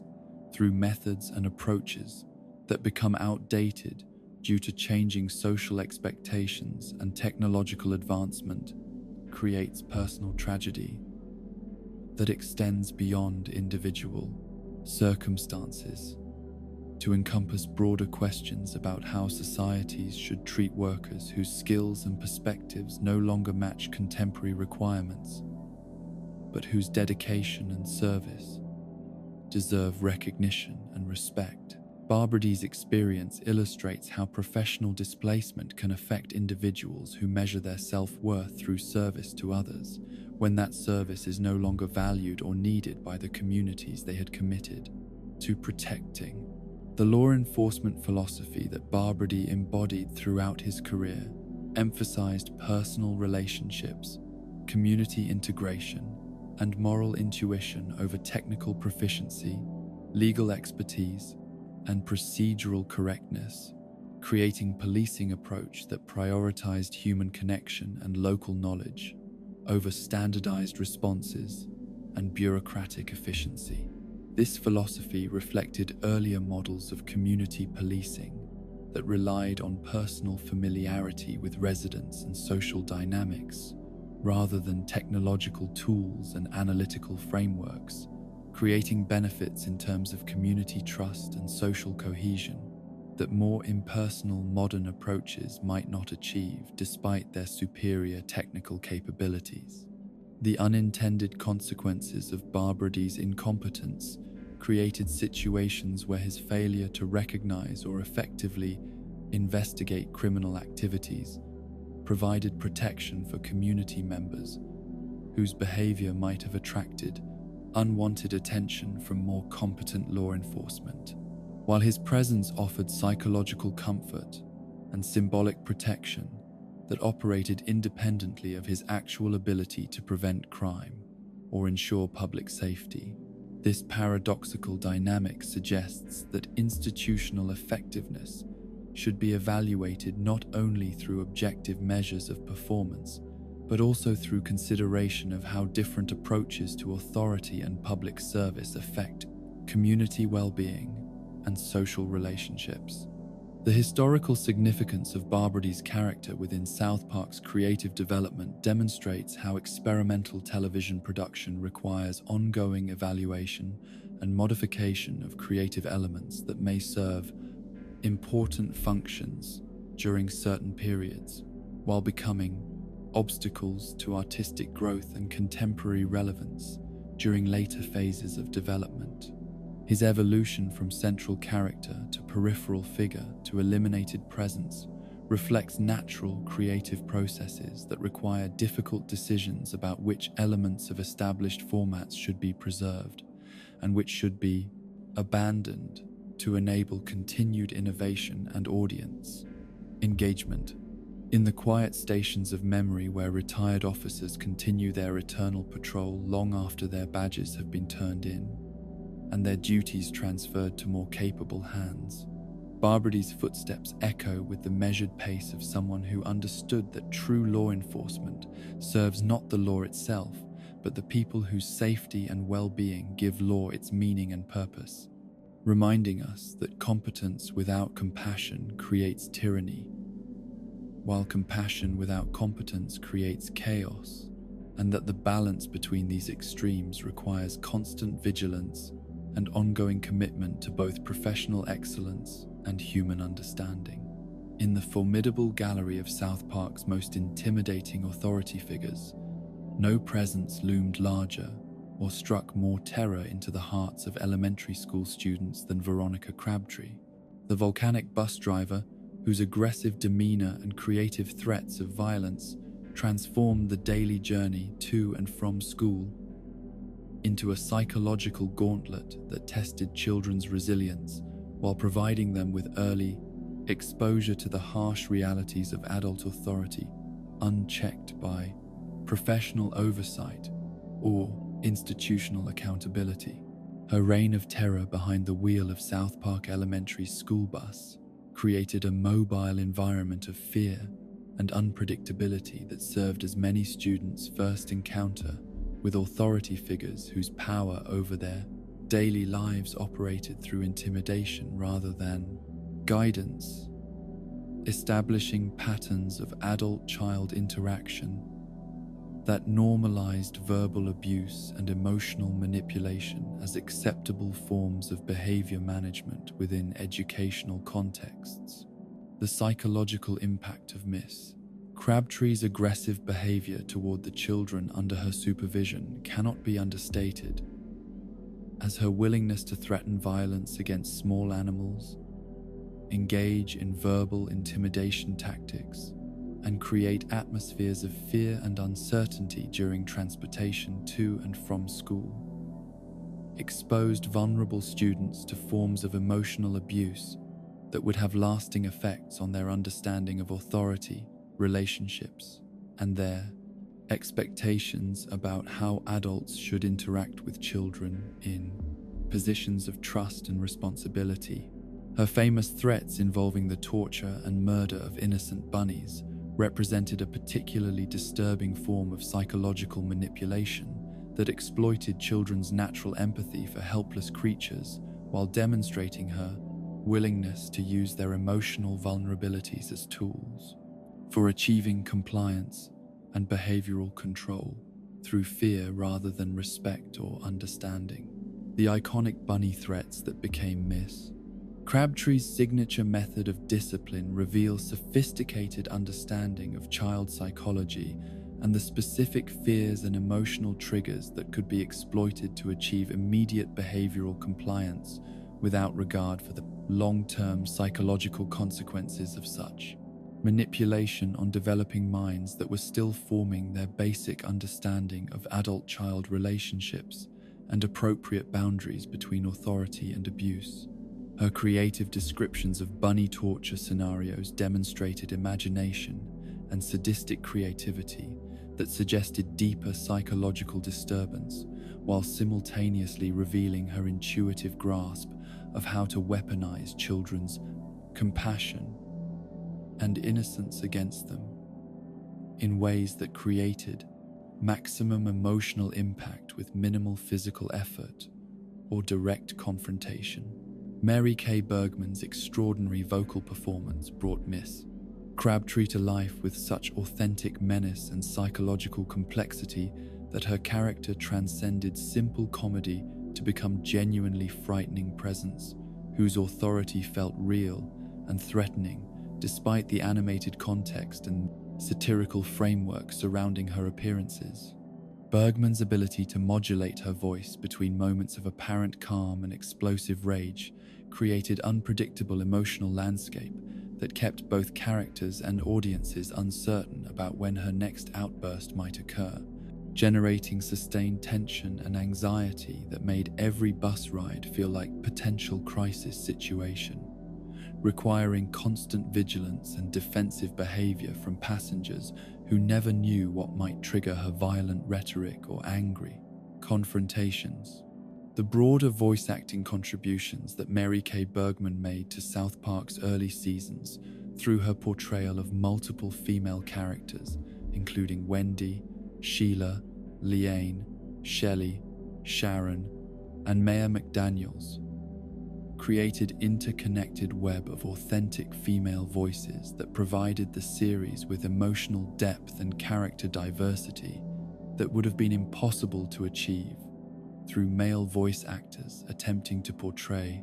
female characters or through less talented performers who lacked Bergman's range and psychological insight. Her ability to create distinct personalities and emotional registers for each character while maintaining consistency and authenticity across multiple roles demonstrated rare talent that elevated the entire series while providing female characters with genuine individuality and emotional complexity that transcended stereotypical representations. The tragic circumstances surrounding Mary Kay Bergman's death by suicide sent shockwaves through the animation industry while creating immediate practical challenges for South Park's production team, who suddenly faced the impossible task of replacing an irreplaceable talent whose contributions had been integral to the show's character development and emotional authenticity. Her loss represented not only personal tragedy, but professional catastrophe that forced the creators to confront the reality that some artistic contributions cannot be replicated or substituted, requiring fundamental changes to character utilization and narrative approaches that would permanently alter the series' creative possibilities and emotional landscape. The tribute episode, Mr. Hankey's Christmas Classics, provided Mary Kay Bergman's characters with final opportunity to appear together in celebration of her contributions, while acknowledging the devastating impact of her death on both the creative team and the broader community of fans who had been touched by her work and saddened by her personal struggles and ultimate decision to end her own life. The episode served as both farewell and memorial, creating space for grief and appreciation, while demonstrating how fictional characters can become vessels for processing real-world loss and honoring individuals whose creative contributions enriched countless lives through their artistic dedication and professional excellence. The practical challenges of replacing Mary Kay Bergman's voice work required Matt Stone and Trey Parker to recruit multiple talented performers to assume responsibility for her various characters, yet none of these replacement actors could adequately capture the specific vocal qualities and psychological authenticity that Bergman had brought to Miss Crabtree's character, creating a situation where the character's continued use would inevitably remind audiences of the irreplaceable talent they had lost, while failing to maintain the authenticity and emotional impact that had made her performances memorable and effective within the show's narrative framework. The decline in Miss Crabtree's character utilization following Bergman's death reflects the creator's recognition that some character elements are so intimately connected to specific performers that continuation becomes impossible without compromising artistic integrity or creating painful reminders of loss that interfere with audience engagement. and creative flow. Her reduced appearances in later episodes demonstrated attempts to maintain character continuity while acknowledging that the essential qualities that had made her effective could not be reproduced by other performers, creating gradual transition toward character elimination that preserved respect for Bergman's original creation while accepting the reality of irreplaceable loss.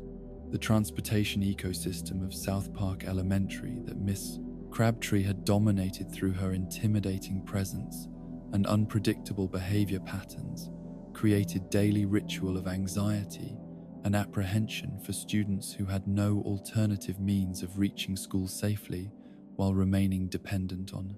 someone whose emotional instability and violent rhetoric made every journey feel potentially dangerous despite their need for reliable transportation services. Her control over this essential service gave her disproportionate power over children's daily experiences while creating situations where students had to develop coping strategies for managing their fear and anxiety in confined spaces, with authority figures who seemed more interested in dominating than protecting them. The psychological profile that emerges from Miss Crabtree's various appearances suggests someone whose aggressive behavior toward children may have reflected her own unresolved trauma, professional frustration, and social isolation rather than inherent cruelty or deliberate malice. Though such psychological explanations do not excuse or minimize the harm that her behavior caused to vulnerable students who deserved protection and support rather than intimidation and emotional abuse.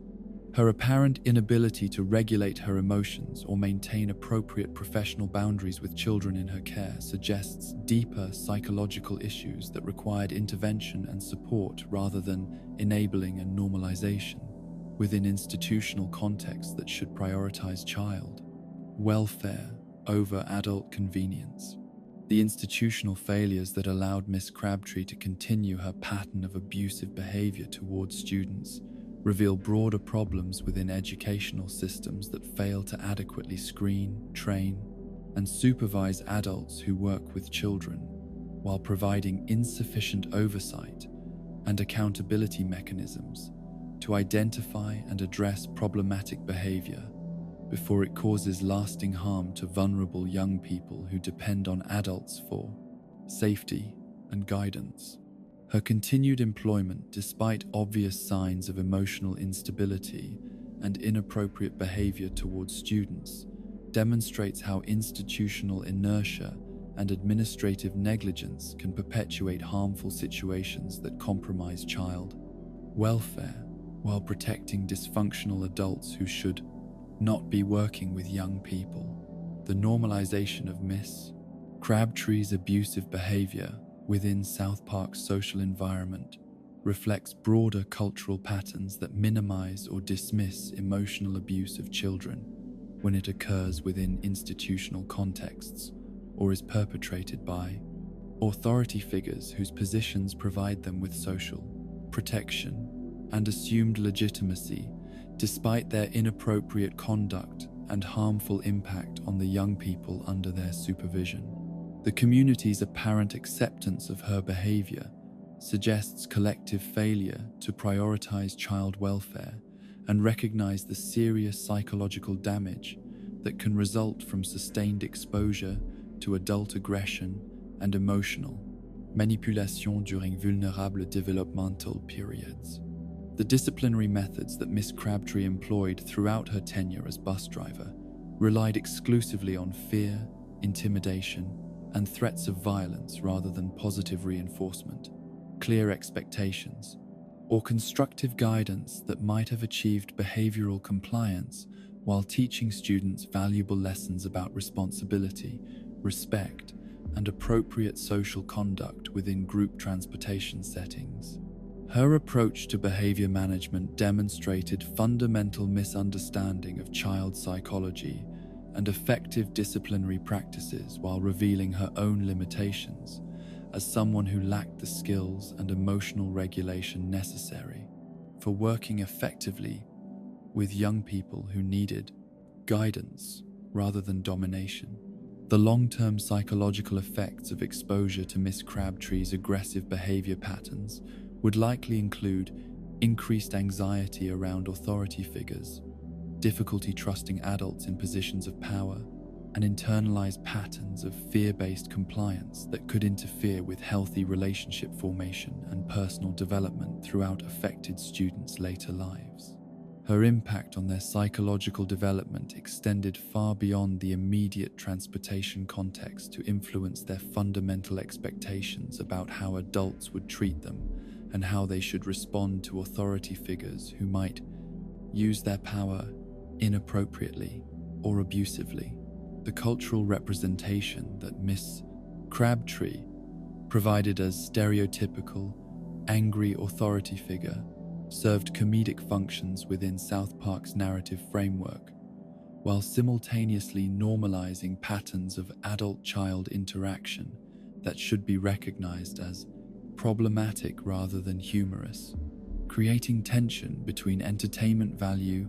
and responsible portrayal of authority relationships that affect real-world understanding of appropriate boundaries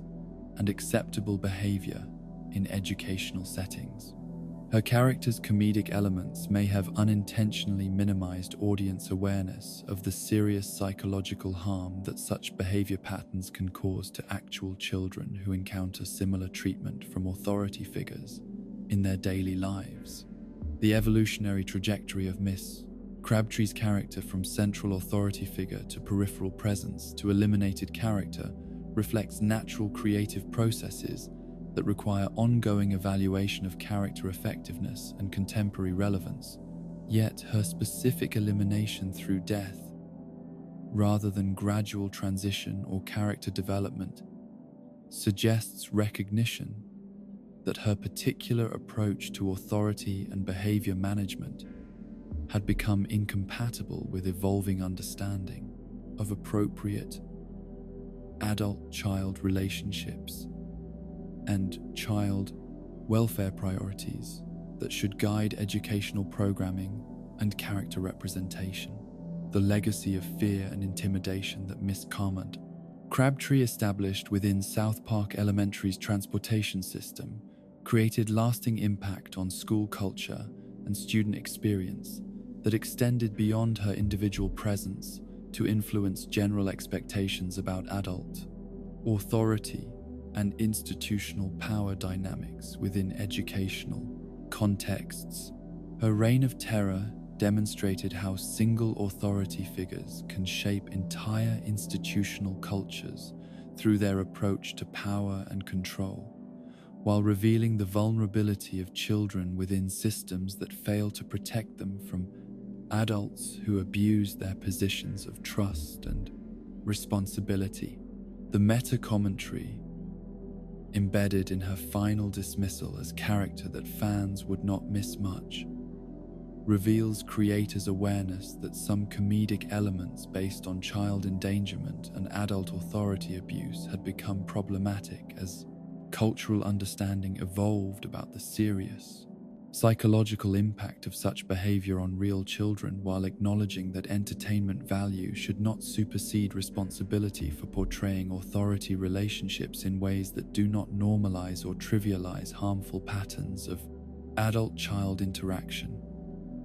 In the eternal garage where forgotten school buses rest with their engines forever silent and their doors permanently closed, Miss Crabtree's voice still echoes with the harsh tones of someone who confused power with authority and mistook fear for respect, reminding us that the adults we place in positions of trust over children carry responsibilities that extend far beyond their immediate job descriptions to encompass the psychological welfare and developmental needs of young people who deserve protection, guidance, and emotional safety rather than intimidation and fear-based compliance that serves adult convenience at the expense of child well-being. In the shadowed laboratories that once buzzed with the frenzied energy of scientific ambition unchecked by ethical restraint, No figure looms larger in South Park's forgotten pantheon of moral complexity than Dr. Alphonse Mephisto, whose relentless pursuit of genetic manipulation and biological experimentation created a legacy of scientific achievement intertwined with profound questions about the responsibilities that accompany knowledge and the dangers inherent in treating living beings as raw materials for intellectual curiosity rather than sentient creatures deserving of respect and consideration for their welfare and dignity. His character development throughout South Park's early seasons established him as the archetypal mad scientist, whose brilliant mind and innovative techniques served purposes that ranged from legitimate scientific inquiry to ethically questionable experimentation that violated fundamental principles of research ethics while demonstrating both the tremendous potential and catastrophic risks associated with unchecked scientific power operating without adequate oversight or moral guidance. The psychological profile of Dr. Mephisto as obsessive researcher reveals someone whose intellectual fascination with genetic possibility and biological manipulation had consumed his capacity for normal social relationships and ethical reflection, creating tunnel vision that prevented him from recognizing the broader implications of his work or considering the welfare of the creatures he modified for his experimental purposes. His laboratory became a sanctuary from conventional moral constraints,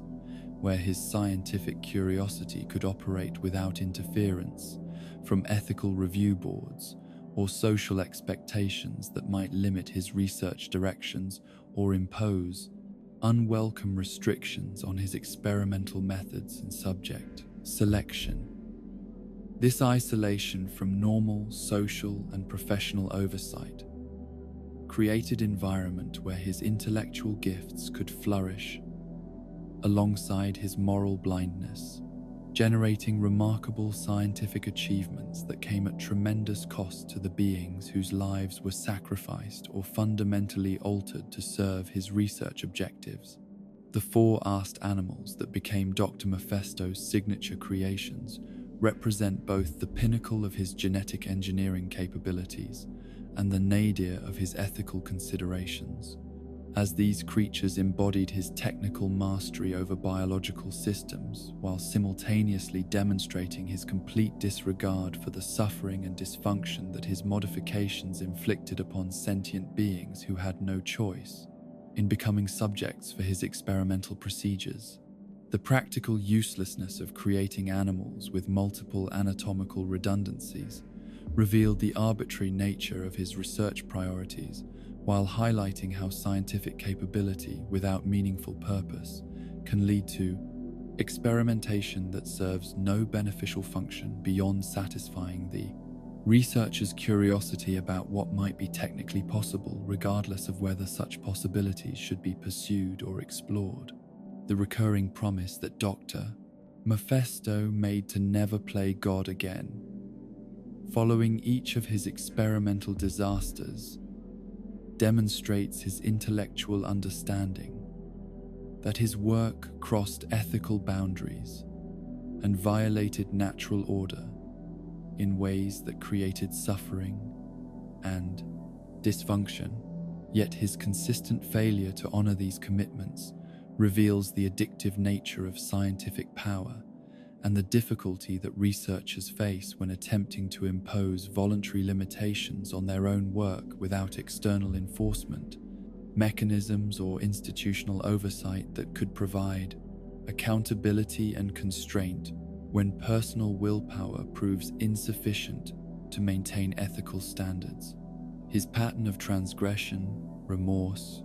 and renewed transgression illustrates how good intentions and moral awareness cannot substitute for systematic ethical frameworks and external oversight when individuals possess capabilities that exceed their moral restraint or wisdom. The mystery surrounding Eric Cartman's paternity and Dr. Mephisto's crucial role in its eventual resolution positioned him as keeper of scientific secrets that affected fundamental questions of identity and family relationships within South Park's social ecosystem, while demonstrating how genetic testing and biological analysis could serve legitimate purposes that benefited individuals and communities seeking truth and understanding about their origins and connections. His laboratory's capacity to perform sophisticated genetic analysis provided essential services that enabled characters to resolve questions about their biological relationships while revealing information that had profound psychological and social implications for everyone involved in the Blizin search for truth about family connections and genetic heritage. The Frankenstein archetype that Dr. Mephisto embodied within South Park's narrative framework connected his character to broader literary and cultural traditions that explore the relationship between scientific ambition and moral responsibility, while examining the consequences that result when human knowledge exceeds human wisdom and when technological capabilities outpace ethical development and moral understanding. His role as creator of unnatural life forms that suffered from their artificial existence paralleled classic themes about the hubris of attempting to improve upon natural creation while lacking the wisdom or compassion necessary to take responsibility for the consequences of such interventions on the beings whose lives are fundamentally altered by scientific manipulation and genetic modification. The relationship between Dr. Mephisto and his assistant Kevin reveals additional layers of ethical complexity surrounding his research practices, as Kevin's own genetic modifications and developmental abnormalities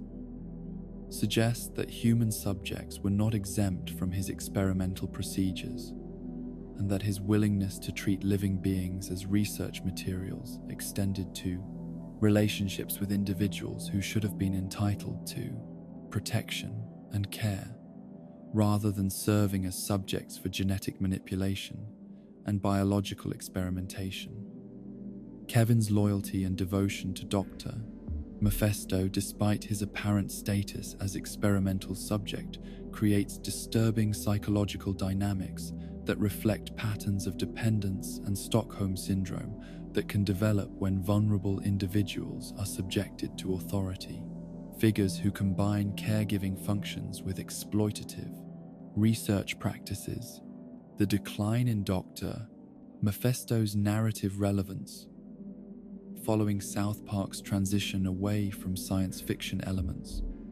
reflects broader creative decisions about the show's thematic focus and storytelling priorities.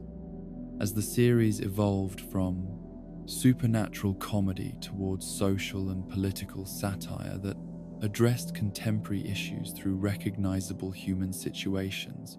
rather than fantastical scenarios involving genetic manipulation and mad scientist experimentation. His character's utility diminished as the show's creators shifted their attention toward exploring real-world social dynamics and political controversies that resonated with current events, rather than maintaining focus on science fiction premises that required extensive world-building and suspension of disbelief to support their narrative functions. The laboratory environment that Dr. Mephisto created and maintained throughout his active period in the series served as symbol of unchecked scientific ambition and the potential for intellectual curiosity to become disconnected from moral consideration when researchers operate without adequate oversight or ethical constraint. His facility represented space where normal rules and social expectations did not apply, creating freedom for experimentation that enabled remarkable achievements, while simultaneously removing safeguards that protect subjects from exploitation and abuse at the hands of researchers whose intellectual interests supersede their compassion or moral responsibility toward the beings whose lives they manipulate for scientific purposes. The ethical implications of Dr. Mephisto's research extend beyond his specific experimental procedures to encompass broader questions about the responsibilities that accompany scientific knowledge and the moral obligations that researchers bear toward the subjects of their investigations, whether animal or human. His work raises fundamental questions about consent, suffering, and the limits of acceptable research practices, while highlighting how individual brilliance and technical capability cannot substitute for ethical frameworks and oversight mechanisms that ensure scientific advancement serves beneficial purposes rather than satisfying researchers' personal curiosity at the expense of subject welfare and dignity. The psychological motivations that drove Dr. Mephisto's relentless experimentation suggest someone whose intellectual gifts and scientific training had become disconnected from normal human empathy and moral consideration, creating personality structure that valued knowledge, acquisition,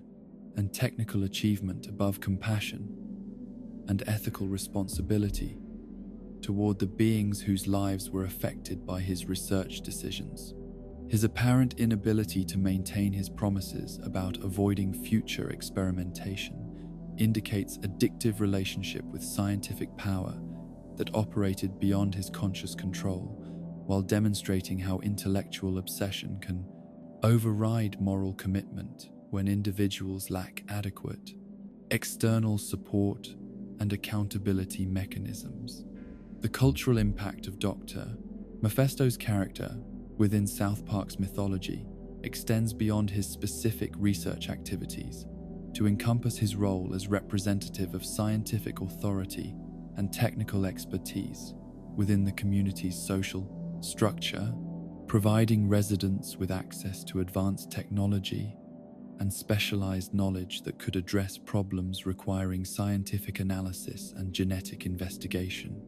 His laboratory served as resource for community members facing challenges that required technical solutions, while simultaneously representing potential threat due to his unpredictable research interests and ethical unreliability that made his assistance both valuable and dangerous depending on circumstances and motivations. The video game appearances that provided Dr. Mephisto with continued relevance in South Park's extended universe demonstrate how forgotten characters can find new life in interactive media that allows for different narrative approaches and character utilization than traditional télévision format permis, creating opportunities for exploration of character backgrounds and motivations that might not fit within episodic television constraints. His role in The Fractured But Whole as memorable villain showcased his potential for dramatic storytelling while providing fans with opportunities to engage with his character in contexts that emphasized his threatening aspects rather than his comedic incompetence. The scientific methodology that characterized Dr. Mephisto's research practices reveals someone whose technical skills and biological knowledge were genuine and sophisticated, despite his ethical failures and moral blindness, suggesting that his problems stemmed not from incompetence or ignorance, but from personality disorders or psychological dysfunction that prevented him from applying his considerable abilities in ways that served beneficial purposes, rather than satisfying his own curiosity and need for intellectual dominance over natural systems and biological processes. The institutional isolation that characterized Dr. Mephisto's work environment created conditions where his research could proceed without normal peer review or ethical oversight that might have provided corrective feedback about his experimental directions and moral responsibilities, demonstrating how scientific advancement requires not only individual brilliance, but also collaborative relationships and institutional frameworks that can provide guidance and constraint when researchers' personal judgment proves inadequate to maintain ethical standards and subject welfare considerations.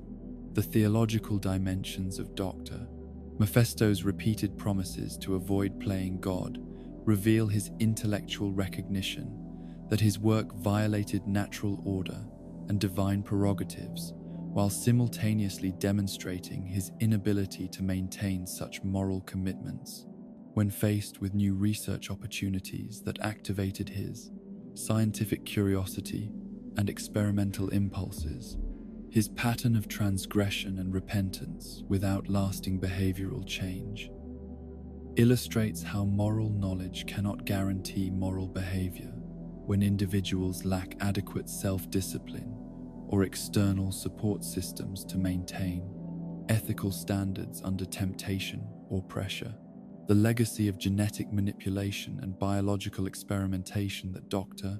Mephisto established within South Park's scientific landscape created precedents and expectations about the role that advanced technology and specialized knowledge should play in addressing community problems, while simultaneously raising ongoing concerns about the ethical implications of scientific power and the need for oversight mechanisms that can prevent abuse of research capabilities and protect vulnerable subjects from exploitation by individuals whose technical abilities exceed their moral wisdom or compassionate consideration. The community response to Dr. Mephisto's various research projects and experimental disasters reveals collective ambivalence about scientific authority and technical expertise,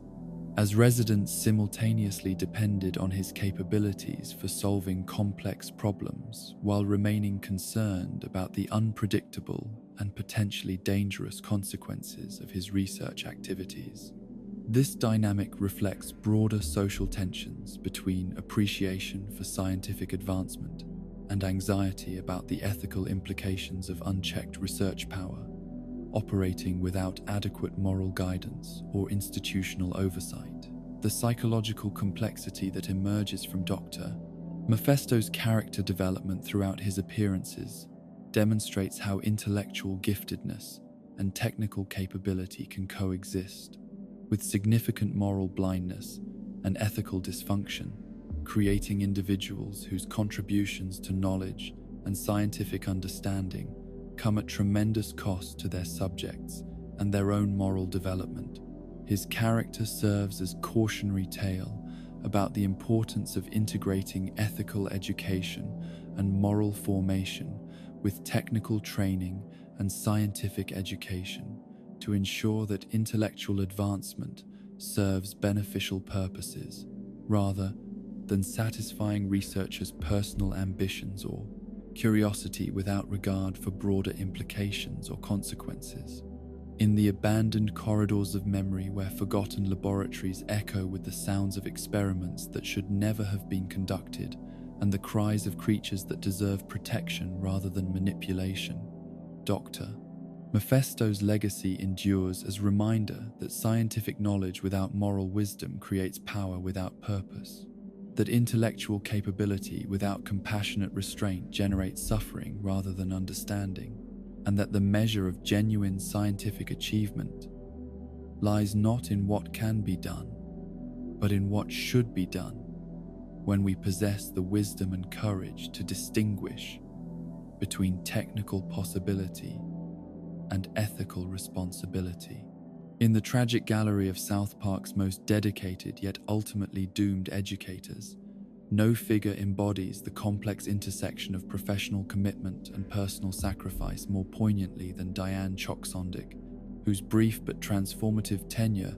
as the boys' fourth-grade teacher revealed depths of pedagogical wisdom and emotional resilience that emerged only after she confronted her own limitations and sought the knowledge necessary to become the educator her students desperately needed,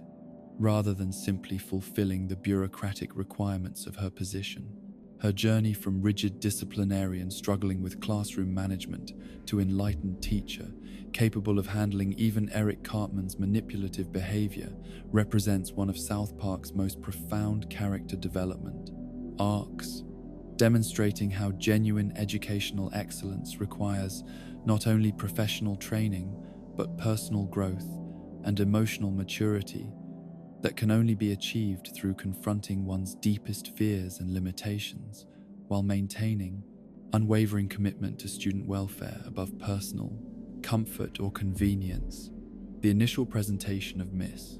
Choksondik as harsh disciplinarian whose stern demeanor and uncompromising approach to classroom management created immediate conflict with students accustomed to more lenient authority figures, reflected common educational approaches that prioritize order and compliance over understanding and engagement. Yet, her rigid methods masked deeper insecurities about her ability to connect with students and manage the complex dynamics that characterize elementary classroom environments, where academic instruction must compete with social development, emotional regulation challenges, and behavioral issues that require sophisticated psychological insight rather than simple authoritarian control. Her early struggles with maintaining classroom discipline while delivering effective instruction revealed the fundamental inadequacy of traditional teacher training programs that emphasize curriculum delivery and behavioral management without providing educators with the emotional intelligence and psychological tools necessary for addressing the underlying causes of student dysfunction and resistance. The professional relationship that developed between Miss Choksondik and Mr. Garrison created unlikely partnership between two educators whose different approaches to teaching and classroom management initially seemed incompatible, yet gradually revealed complementary strengths that enhanced both their individual effectiveness and their collective ability to serve students, whose needs transcended conventional educational categories and required innovative approaches that neither could have developed independently. Their collaboration demonstrated how professional isolation and competitive dynamics within educational institutions often prevent teachers from accessing the collegial support and shared wisdom that could dramatically improve their classroom effectiveness, while reducing the personal stress and emotional exhaustion that characterize so many teaching careers.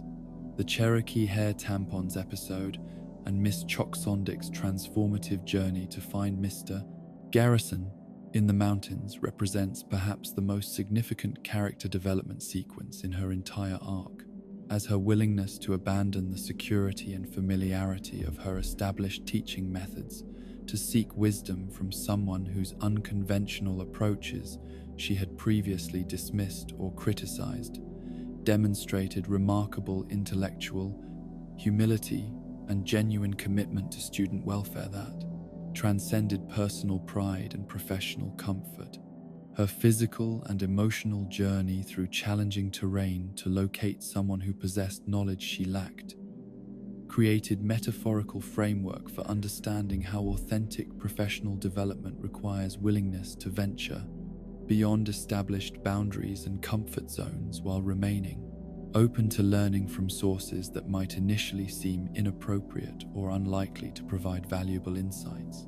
The wisdom that Miss Choksondik gained through her mountain experience with Mr. Garrison enabled her to return to her classroom transformed from struggling authority figure into masterful educator whose understanding of student psychology and classroom dynamics had been fundamentally enhanced through exposure to alternative approaches and philosophical frameworks that transcended traditional educational methodologies. Her newfound ability to manage Eric Cartman's disruptive behavior while maintaining positive relationships with other students demonstrated how genuine educational effectiveness emerges not from rigid adherence to prescribed techniques, but from deep understanding of human motivation and interpersonal dynamics that allows skilled teachers to adapt their methods to meet the specific needs of individual students and unique classroom situations. The unique teaching methods that Miss Choksondik developed for managing Cartman's manipulative behavior revealed sophisticated understanding of psychological manipulation and behavioral modification techniques that went far beyond conventional classroom management. Approaches to encompass therapeutic interventions and strategic responses that could neutralize his disruptive influence while providing him with appropriate boundaries and consequences for his actions. Her success in containing his negative impact on classroom dynamics while simultaneously addressing his underlying psychological needs demonstrated the kind of educational artistry that requires both intellectual understanding, emotional intelligence to implement effectively within the constraints of public school environments and institutional expectations. The romantic subplot that developed between Miss Choksondik and Mr. Garrison provided both characters with opportunities for personal growth and emotional healing that enhanced their individual effectiveness, while creating relationship dynamics that demonstrated how authentic human connections can emerge between individuals who initially seem incompatible due to different backgrounds, teaching philosophies, or personal characteristics that mask deeper compatibility and mutual need for understanding and acceptance. Their relationship revealed how professional collaboration can evolve into personal intimacy when individuals possess sufficient emotional maturity and willingness to see past surface differences, to recognize shared values and complementary strengths that enhance both their individual and collective capabilities. The mysterious circumstances surrounding Miss Plains Choksondik's death created narrative conclusion that emphasized the tragic nature of her story, while raising disturbing questions about the dangers faced by dedicated educators who become too deeply involved in addressing the complex problems that affect their students' lives and community welfare. Her death from apparent natural causes that were later revealed to involve the boy's sea people created darkly comic resolution that maintained South Park's characteristic irreverence, while simultaneously acknowledging the genuine loss represented by her departure from the educational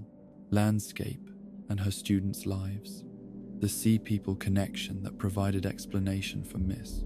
Choksondik's demise created surreal narrative framework that transformed her death from simple tragic event into bizarre consequence of the boy's scientific experimentation and creative projects that had unintended biological effects extending far beyond their original scope and intention. This connection between her death and the students' activities created disturbing implications about the ways that teacher-student relationships can become entangled in ways that affect both parties in unexpected and potentially dangerous directions when educators become too personally invested in their students' projects and extracurricular activities without maintaining appropriate professional boundaries and safety considerations.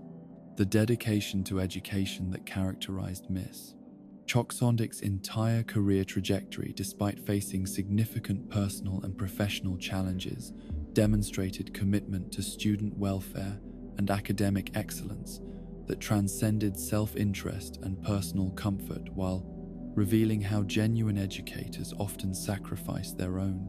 well-being and happiness to serve young people whose developmental needs and educational requirements demand extraordinary effort and emotional investment from adults willing to prioritize others' growth over their own convenience. Her willingness to continue teaching despite obvious frustrations and difficulties reflected profound understanding of education's importance and her own moral obligation to serve students regardless of personal cost or institutional support. The working conditions that Miss Choksondik endured throughout her tenure at South Park Elementary revealed systemic problems within educational institutions that fail to provide teachers with adequate resources, administrative support, or professional development opportunities, while expecting them to achieve remarkable results with insufficient preparation and ongoing assistance. Her struggles with classroom management, curriculum delivery, and student engagement occurred within institutional context that offered minimal guidance or support,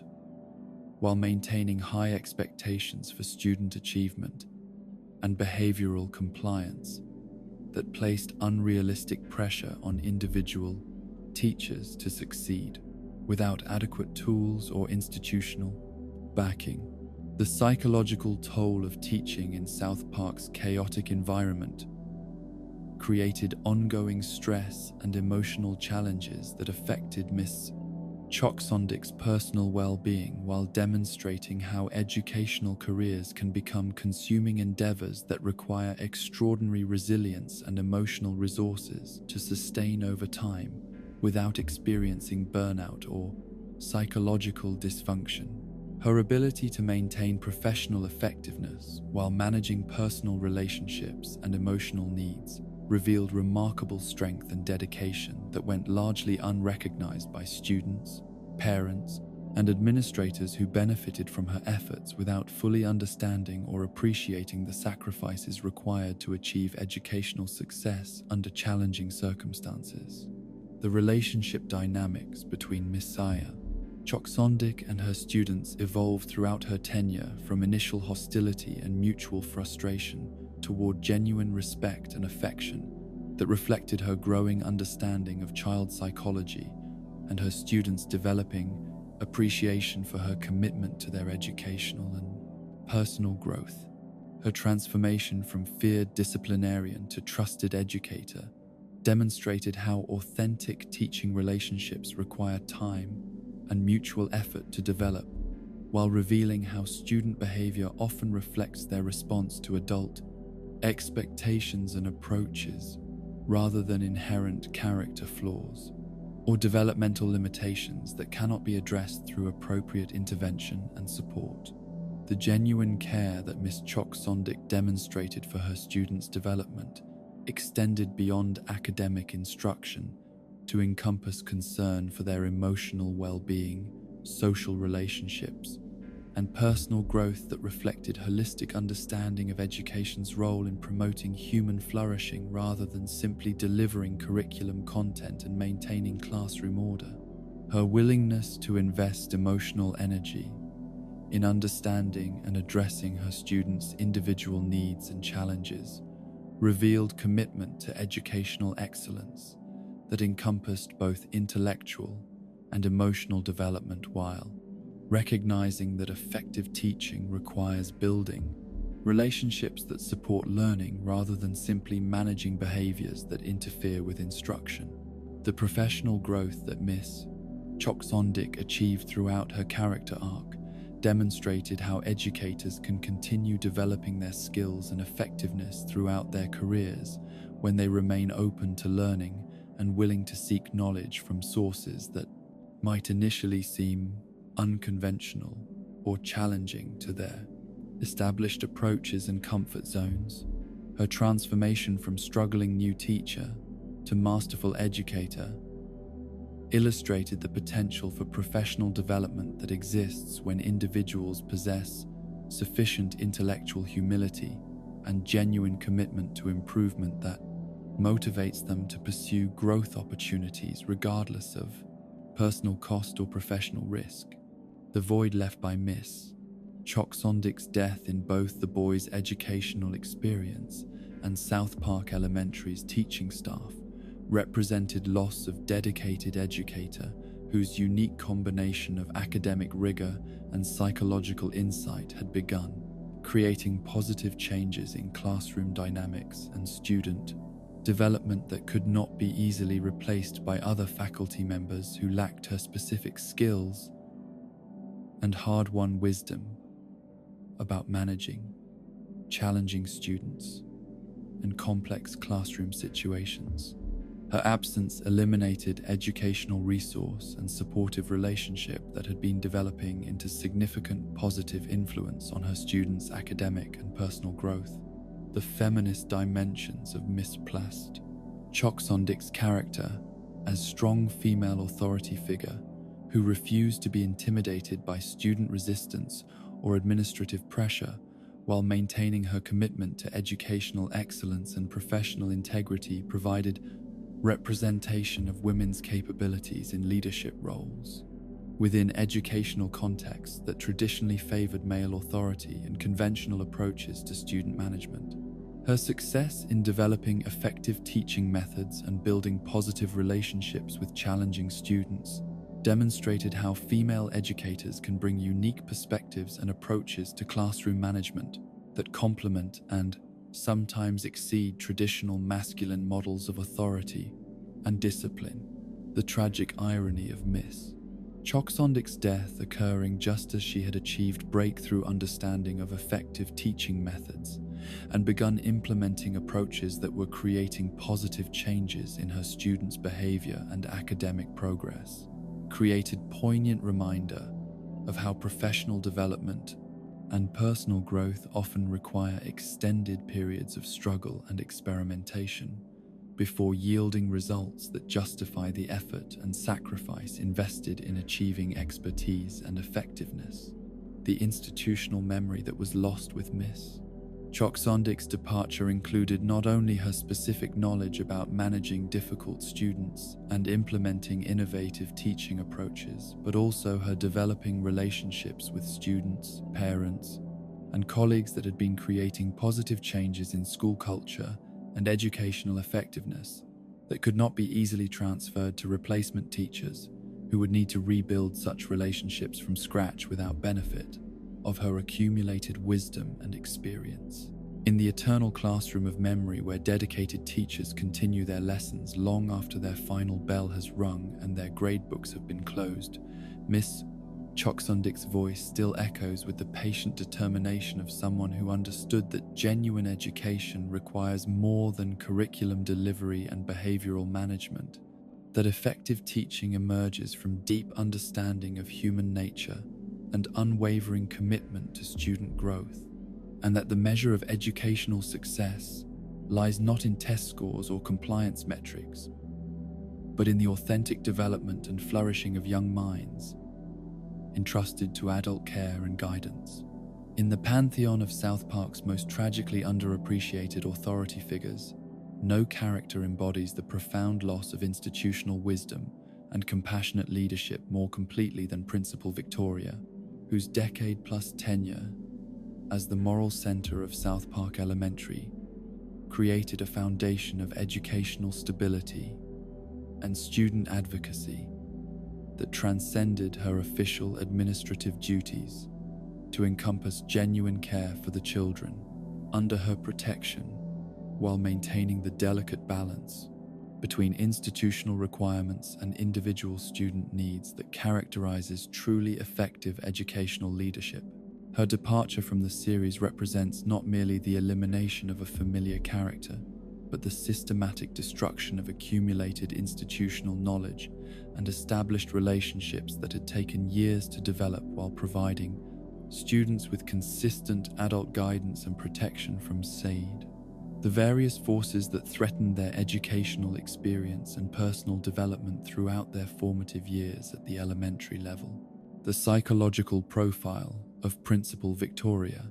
as nurturing authority figure reveals someone whose approach to educational administration emphasized relationship building and individual student advocacy over bureaucratic compliance and institutional efficiency, creating school environment where children felt valued and protected rather than simply managed and processed through educational systems that often prioritize order and measurable outcomes over emotional well-being and personal growth. Her ability to balance firmness with compassion while maintaining high expectations for student behavior and academic achievement demonstrated sophisticated understanding of child psychology and educational leadership that enabled her to create positive school culture where students could thrive intellectually and emotionally while developing the social skills and moral character necessary for successful transition to higher levels of education and adult responsibility. The Breast Cancer Show Ever episode and Principal Victoria's powerful speech to Wendy about standing up to bullies represents perhaps the most emotionally resonant and psychologically sophisticated moment in her entire character arc, as her guidance provided Wendy with both permission and framework for confronting Cartman's abuse, while simultaneously offering viewers profound insights about the nature of courage, personal agency,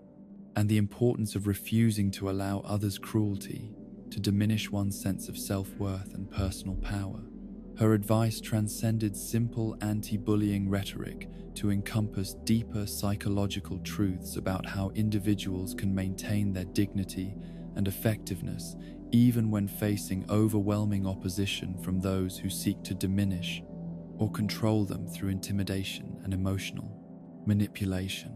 The moral complexity revealed through Principal Victoria's confession to murder during the sexual harassment Panda trial creates fascinating juxtaposition between her nurturing public persona and her hidden capacity for violence, suggesting psychological depths and personal history that extend far beyond her professional role, while demonstrating how individuals can compartmentalize different aspects of their identity to function effectively in roles that require and particular behavioral presentations, despite possessing characteristics or experiences that might seem incompatible with their public responsibilities. Her casual admission of homicide and body disposal revealed dark past that had somehow been overcome or transcended through her commitment to education and child welfare, creating complex moral framework that challenges simple categories of good and evil while acknowledging that people can change and redirect their lives toward positive purposes, despite having engaged in terrible actions during earlier periods of their development. The attempted murder of Eric Cartman during the Base-to-Mouth episode demonstrates how Principal Victoria's protective instincts toward her students could manifest in extreme and morally questionable ways when she perceived threats to their welfare that could not be addressed through conventional administrative channels or institutional procedures. Her willingness to consider poisoning Cartman to prevent him from revealing information that would damage other students' reputations and psychological well-being revealed the lengths to which she would go to protect the children under her care, while simultaneously raising disturbing questions about the ethical boundaries of educational leadership and the appropriate limits of adult intervention in student conflicts and social dynamics. The criminal psychology that emerges from Principal Victoria's various confessions and admitted actions suggests someone whose past experiences with violence and illegal behavior had provided her with understanding of how power operates outside legal and institutional frameworks, enabling her to recognize and respond to threats that more conventional administrators might fail to perceive or address adequately. Her willingness to operate outside normal, ethical, and legal constraints when student welfare was at stake demonstrated commitment to child protection that transcended professional obligations, while revealing psychological complexity that made her both more effective and more dangerous than typical educational leaders who lack her particular combination of nurturing instincts and capacity for decisive action. The relationship dynamics between Principal Victoria and various members of South Park Elementary's faculty throughout her tenure created collaborative educational environment where teachers felt supported and empowered to address student needs while maintaining high standards for academic achievement and behavioral expectations. Her leadership style emphasized collegial cooperation and shared responsibility for student success, rather than hierarchical control and bureaucratic micromanagement, creating institutional culture where educators could focus on teaching and learning, rather than compliance monitoring and administrative paperwork that often interfere with effective instruction and meaningful student engagement. The student guidance and disciplinary approach that characterized Principal Victoria's administrative philosophy balanced accountability with understanding while providing students with clear expectations and consistent consequences that helped them develop self-regulation skills and moral reasoning rather than simply punishing misbehavior without addressing underlying causes or providing opportunities for growth and redemption. Her ability to distinguish between students who needed firm boundaries and those who required additional support and understanding revealed sophisticated assessment skills and emotional intelligence that enabled her to tailor her interventions to individual circumstances rather than applying one-size-fits-all policies that often fail to address the diverse needs and challenges that characterize elementary school populations. The circumstances surrounding Principal Victoria's firing and replacement with PC Principal reflect broader educational trends toward ideologically driven administrative appointments that prioritize political correctness and contemporary social justice frameworks over accumulated experience and established relationships with students, families, and community members who had benefited from her leadership and guidance over extended periods. Her dismissal eliminated institutional memory and continuity, while replacing her relationship-based approach to education with more rigid ideological framework that emphasizes compliance with progressive social values over individual, student needs, and academic excellence. The comparison between Principal Victoria's leadership style and PC Principal's approach reveals fundamental differences in educational philosophy and administrative priorities, as her emphasis on individual relationships and student advocacy contrasts sharply with his focus on systemic social issues and institutional policy compliance that often interferes with the personal attention and flexible problem-solving that characterize effective educational leadership at the elementary level. While PC Principal's commitment to social justice and progressive values reflects contemporary educational trends, his methods often create barriers between administrators and students that prevent the kind of meaningful relationships and individualized support that Principal Victoria had provided consistently throughout her tenure. The impact of Principal Victoria's departure on school discipline and student guidance created void that could not be adequately filled by her replacement, whose different priorities and approaches disrupted established patterns of student support and institutional culture that had taken years to develop through her patient relationship building and consistent commitment to child welfare above administrative convenience or political considerations. Her absence eliminated source of institutional wisdom and student advocacy that had helped countless children navigate educational challenges while providing them with adult guidance and protection during vulnerable developmental periods, when they most needed consistent support and understanding. The representation of changing educational priorities that Principal Victoria's firing symbolized reflects broader cultural shifts toward viewing traditional educational approaches as outdated or potentially harmful, rather than recognizing the value of accumulated wisdom and established relationships that transcend political fashions and ideological trends. Her dismissal suggested that experience and proven effectiveness matter less than conformity to contemporary social and political frameworks, creating precedent for eliminating successful educators and administrators whose methods do not align with current ideological preferences regardless of their track record of student success and community support. The institutional memory that was lost with Principal Victoria's departure included not only her specific knowledge about individual students and their families, but also her understanding of community dynamics and local context that enabled her to navigate complex situations and make decisions that served both immediate student needs and long-term institutional interests.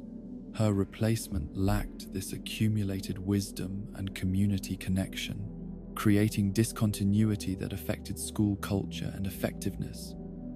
while disrupting relationships that had provided stability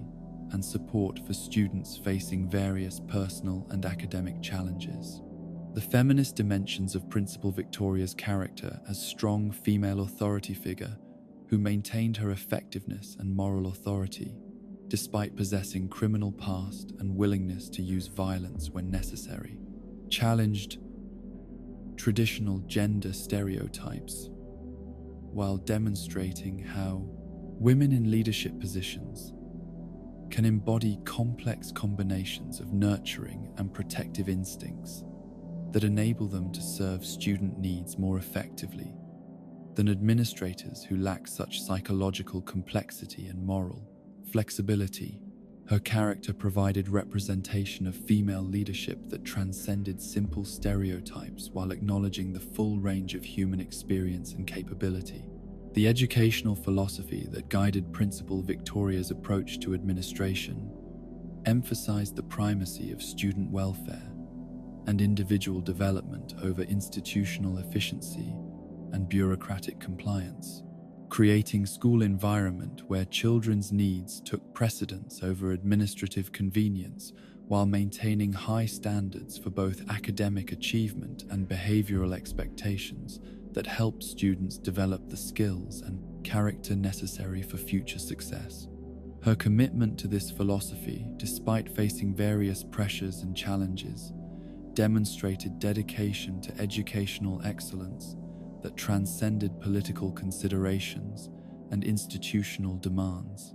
The community impact of Principal Victoria's leadership extended beyond South Park Elementary to encompass broader social influence on families and local institutions that benefited from her commitment to child welfare and educational excellence. Her relationships with parents and community members created networks of support and cooperation that enhanced the school's effectiveness while providing students with consistent messages about expectations and values that reinforced their educational experience and personal development. The tragedy of losing established relationships through administrative changes that prioritize ideological conformity over proven effectiveness creates ongoing educational disruption that affects not only current students but also institutional capacity to serve future generations who would have benefited from the accumulated wisdom and community connections that experienced administrators develop through years of dedicated service and relationship building within specific educational contexts and community environments. The potential for future storylines and character development that was eliminated by Principal Victoria's departure represented lost opportunities for exploring complex themes about educational leadership, moral complexity, and the ways that individuals with checkered pasts can redirect their lives toward positive purposes while maintaining the psychological depth and moral flexibility necessary for effective service in challenging institutional contexts that require both compassion and decisive action to protect and serve vulnerable population. The meta-commentary embedded in Principal Victoria's replacement with PC. Principal reflects South Park's creators' awareness of contemporary educational trends, while simultaneously critiquing the tendency to prioritize ideological purity over practical effectiveness and established relationships that serve student needs more directly than abstract social justice frameworks that may interfere with the individualized attention and flexible problem-solving that characterize truly effective educational leadership at the elementary level. In the silent hallways of memory where dedicated administrators continue their eternal vigilance over students who will always need protection and guidance, Principal Victoria's presence endures as reminder that genuine educational leadership emerges from deep commitment to individual student welfare, rather than conformity to contemporary ideological trends, that institutional wisdom accumulates through years of patient relationship building and consistent service that cannot be easily replaced by political appointments or administrative reorganization, and that the measure of educational success lies not in policy, compliance, or ideological purity, but in the authentic development and flourishing of young minds and hearts entrusted to adult care and protection. In the vast constellation of South Park's forgotten characters, beyond the major figures whose departures created obvious voids in the series' narrative landscape, exists a secondary tier of memorable personalities whose brief appearances or gradual disappearances represent the natural evolution of creative storytelling and the inevitable life cycle of television characters who serve specific narrative functions before fading into the background of cultural memory. These honorable mentions in the pantheon of lost souls demonstrate how even minor characters can achieve lasting impact through single episodes or limited story arcs, while revealing the complex dynamics that determine which personalities endure across multiple seasons and which fade away despite their initial popularity or creative potential within the show's ever-expanding universe of social commentary and satirical exploration. Big Gay Al's transformation from prominent LGBTQ representation to occasional background character reflects the evolution of social attitudes and comedy standards that have made his particular approach to gay identity less relevant to contemporary discussions about sexual orientation and civil rights, while simultaneously demonstrating how characters designed to address specific social issues may lose their narrative utility as those issues become more widely accepted or as cultural conversations move toward different aspects of identity politics and social justice advocacy. His original function as educational figure who helped audiences understand gay identity through patient explanation and cheerful demeanor became less necessary as mainstream culture developed greater familiarity with LGBTQ issues. Yet his reduction to peripheral status also eliminated a positive representation of gay masculinity that had provided valuable counterpoint to more stereotypical portrayals in media and popular culture. The decline of Big Gay Al's presence in the series coincides with broader changes in how South Park approaches LGBTQ themes and characters, as the show's creators have moved away from explicit educational content about sexual orientation toward more complex explorations of identity, politics, and social justice movements that require different types of characters and narrative approaches than the straightforward advocacy that characterized his early appearances. His relationship with Mr. Slave provided opportunities for exploring different approaches to gay identity and community representation, yet their contrasting styles ultimately highlighted tensions within LGBTQ communities about assimilation versus authenticity that the show chose not to explore extensively,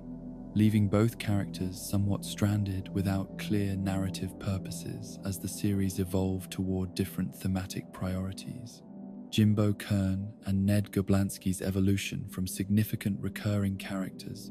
to occasional background figures represents the natural life cycle of supporting characters whose utility diminishes as shows develop more sophisticated approaches to social commentary and character development that render earlier comedic devices obsolete or potentially problematic. Their roles as stereotypical outdoorsmen whose hunting enthusiasm and casual gun violence provided comic relief during South Park's early seasons became less viable as cultural conversations about gun violence and toxic masculinity created different expectations for how such characters should be portrayed within responsible comedy frameworks that acknowledge real-world consequences of the behaviors being satirized. The hunting culture that Jimbo and Ned represented served specific narrative functions during South Park's formative years, when the show's satirical targets included rural American stereotypes, and outdoor recreation enthusiasts, whose attitudes and behaviors provided material for commentary about masculinity, violence, and cultural identity. However, their characterization as bumbling but ultimately harmless. Gun enthusiasts became more difficult to maintain as mass shootings and gun violence became increasingly prominent social issues that required more nuanced and sensitive treatment than their comedic personas could accommodate without risking accusations of insensitivity or cultural irresponsibility. The various one-off characters who made significant cultural impact despite appearing in single episodes demonstrate how memorable personality traits, quotable dialogue, and distinctive visual design can create lasting impressions that transcend their limited narrative appearances while contributing to South Park's broader cultural mythology and fan community discussions. Characters like the Underpants Gnomes achieved legendary status through their absurd business model and memorable catchphrase despite appearing in only one episode, proving that creative originality and comedic effectiveness matter more than screen time or ongoing narrative development. When it comes to cultural influence and audience memory, Jesus Christ's reduced role in later seasons reflects the series' movement away from religious commentary and supernatural elements that characterized its early experimental period, when the creators were exploring different approaches to satirical content and social criticism through fantastical characters and situations that provided distance from contemporary political controversies. His presence as recurring character who could interact with South Park's residents on equal terms created opportunities for religious satire and theological exploration that became less central to the show's mission as it developed more direct approaches to political and social commentary that addressed current events and contemporary cultural phenomena. The religious representation that Jesus provided within South Park's supernatural ecosystem served important functions during the show's formative years, when religious themes and theological questions provided rich material for satirical exploration and cultural commentary. His portrayal as generally well-meaning but somewhat ineffective divine figure created framework for examining religious faith and institutional Christianity through comedic lens that managed to be irreverent without being entirely dismissive of spiritual concerns or religious belief systems that remain important to many viewers. Starvin' Marvin and the show's movement away from international social commentary reflects creative decisions about scope and focus that have led South Park to concentrate more heavily on domestic American political and cultural issues rather than maintaining the global perspective that characterized some early episodes dealing with international humanitarian crises and developing world problems. His character provided vehicle for exploring themes about American foreign policy, international aid effectiveness, and cultural imperialism that required sustained attention and research to address responsibly, resources that the show's creators have chosen to direct toward more immediate domestic concerns that resonate more directly with their primary audience. The international perspective that characters like Starvin' Marvin brought to South Park's social commentary created opportunities for examining American attitudes toward global poverty, humanitarian intervention, and cultural difference through satirical frameworks that highlighted the complexity and moral ambiguity that characterize international relations and aid efforts. However, maintaining such characters and storylines required ongoing commitment to international themes that competed with domestic political satire and cultural commentary that proved more immediately relevant to American audiences during periods of significant domestic political upheaval and social change. The natural life cycle of television characters reveals patterns in how creative teams evaluate character utility and narrative potential, while making decisions about which personalities deserve continued development and which should be retired or reduced to background status when their original functions become obsolete, or when new characters better serve evolving thematic priorities and storytelling approaches. This process reflects broader creative evolution that characterizes long-running series as they adapt to changing cultural contexts and audience expectations while maintaining their essential identity and satirical mission. The balance between introducing new characters and maintaining established ones creates ongoing challenges for creative teams who must serve audience expectations for familiar personalities while avoiding creative stagnation that can result from over-reliance on established character dynamics and repeated comedic formulas.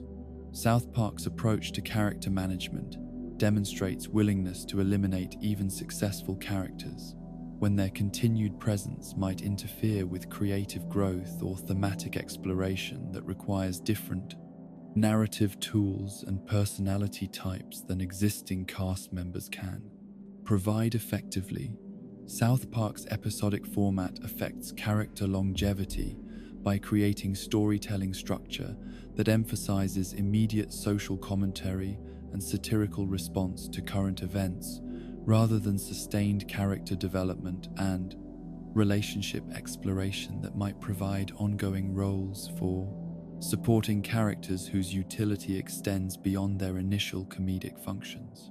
This format prioritizes flexibility and responsiveness over continuity and character consistency, creating an environment where characters can disappear without extensive explanation or narrative resolution when they no longer serve the show's immediate satirical purposes. The role of voice acting limitations in character retirement becomes a significant factor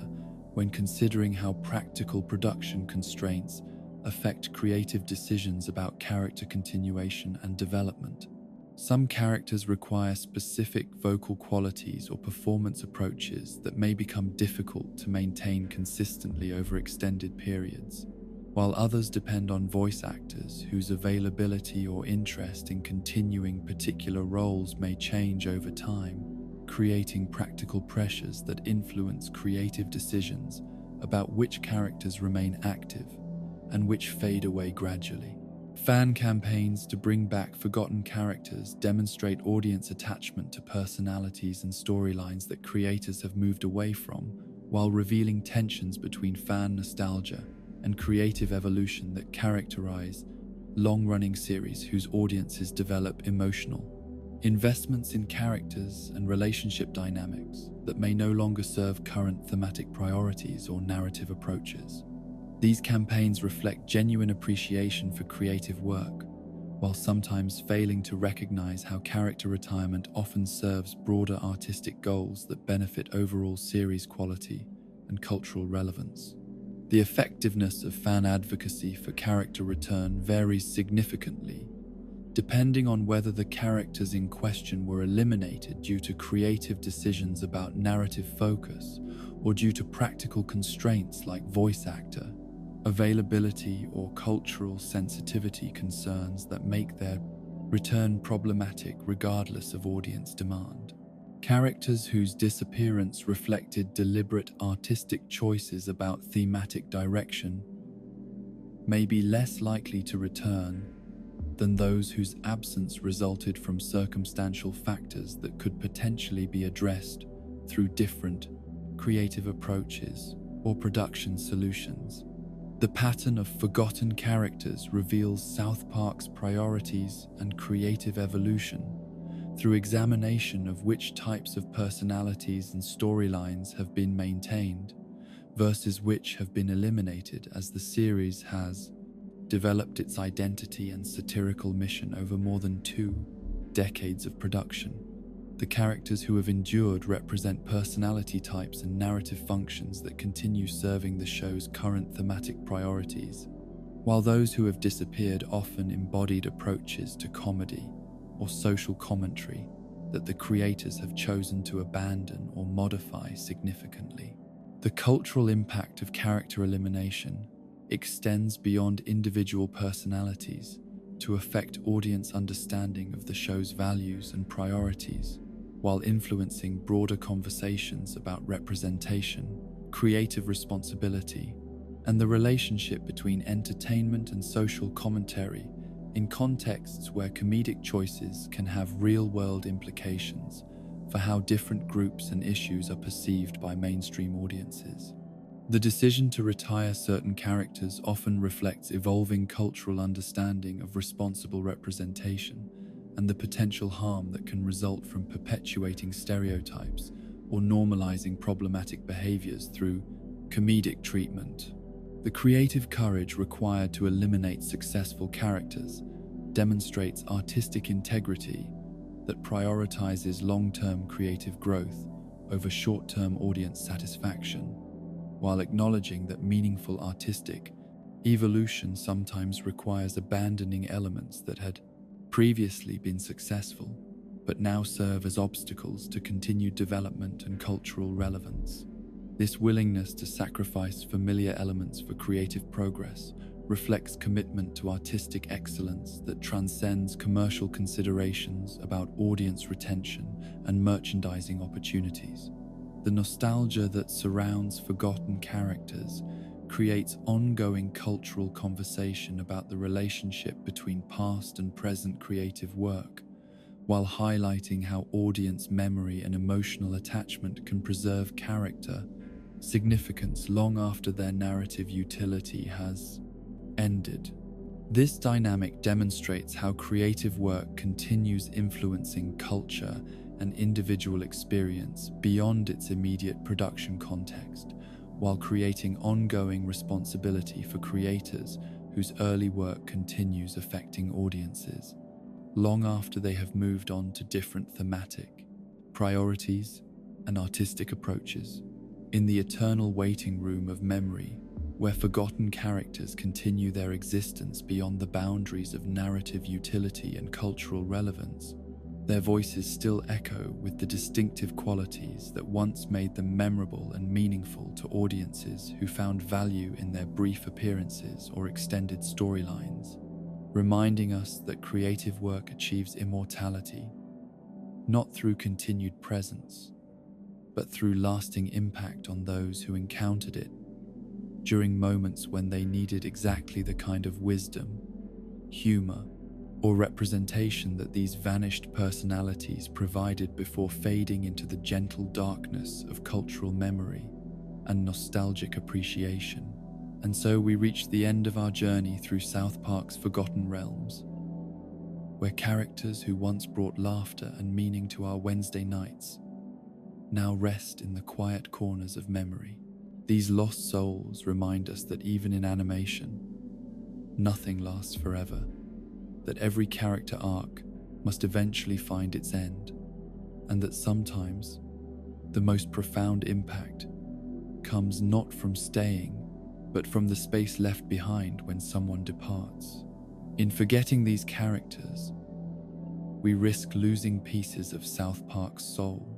the experimental spirit and willingness to evolve that made the show remarkable. Yet in remembering them tonight, we keep their essence alive in the amber of nostalgia. As you drift into sleep, mountain folk, carry with you the lessons they taught, that every voice matters, that comedy can carry profound truth, that even forgotten characters shaped the landscape of the stories we love. Rest now in the knowledge that in some parallel dimension, the visitors still watch from above, Satan still throws birthday parties, and Principal Victoria still fights for her students with fierce protective love.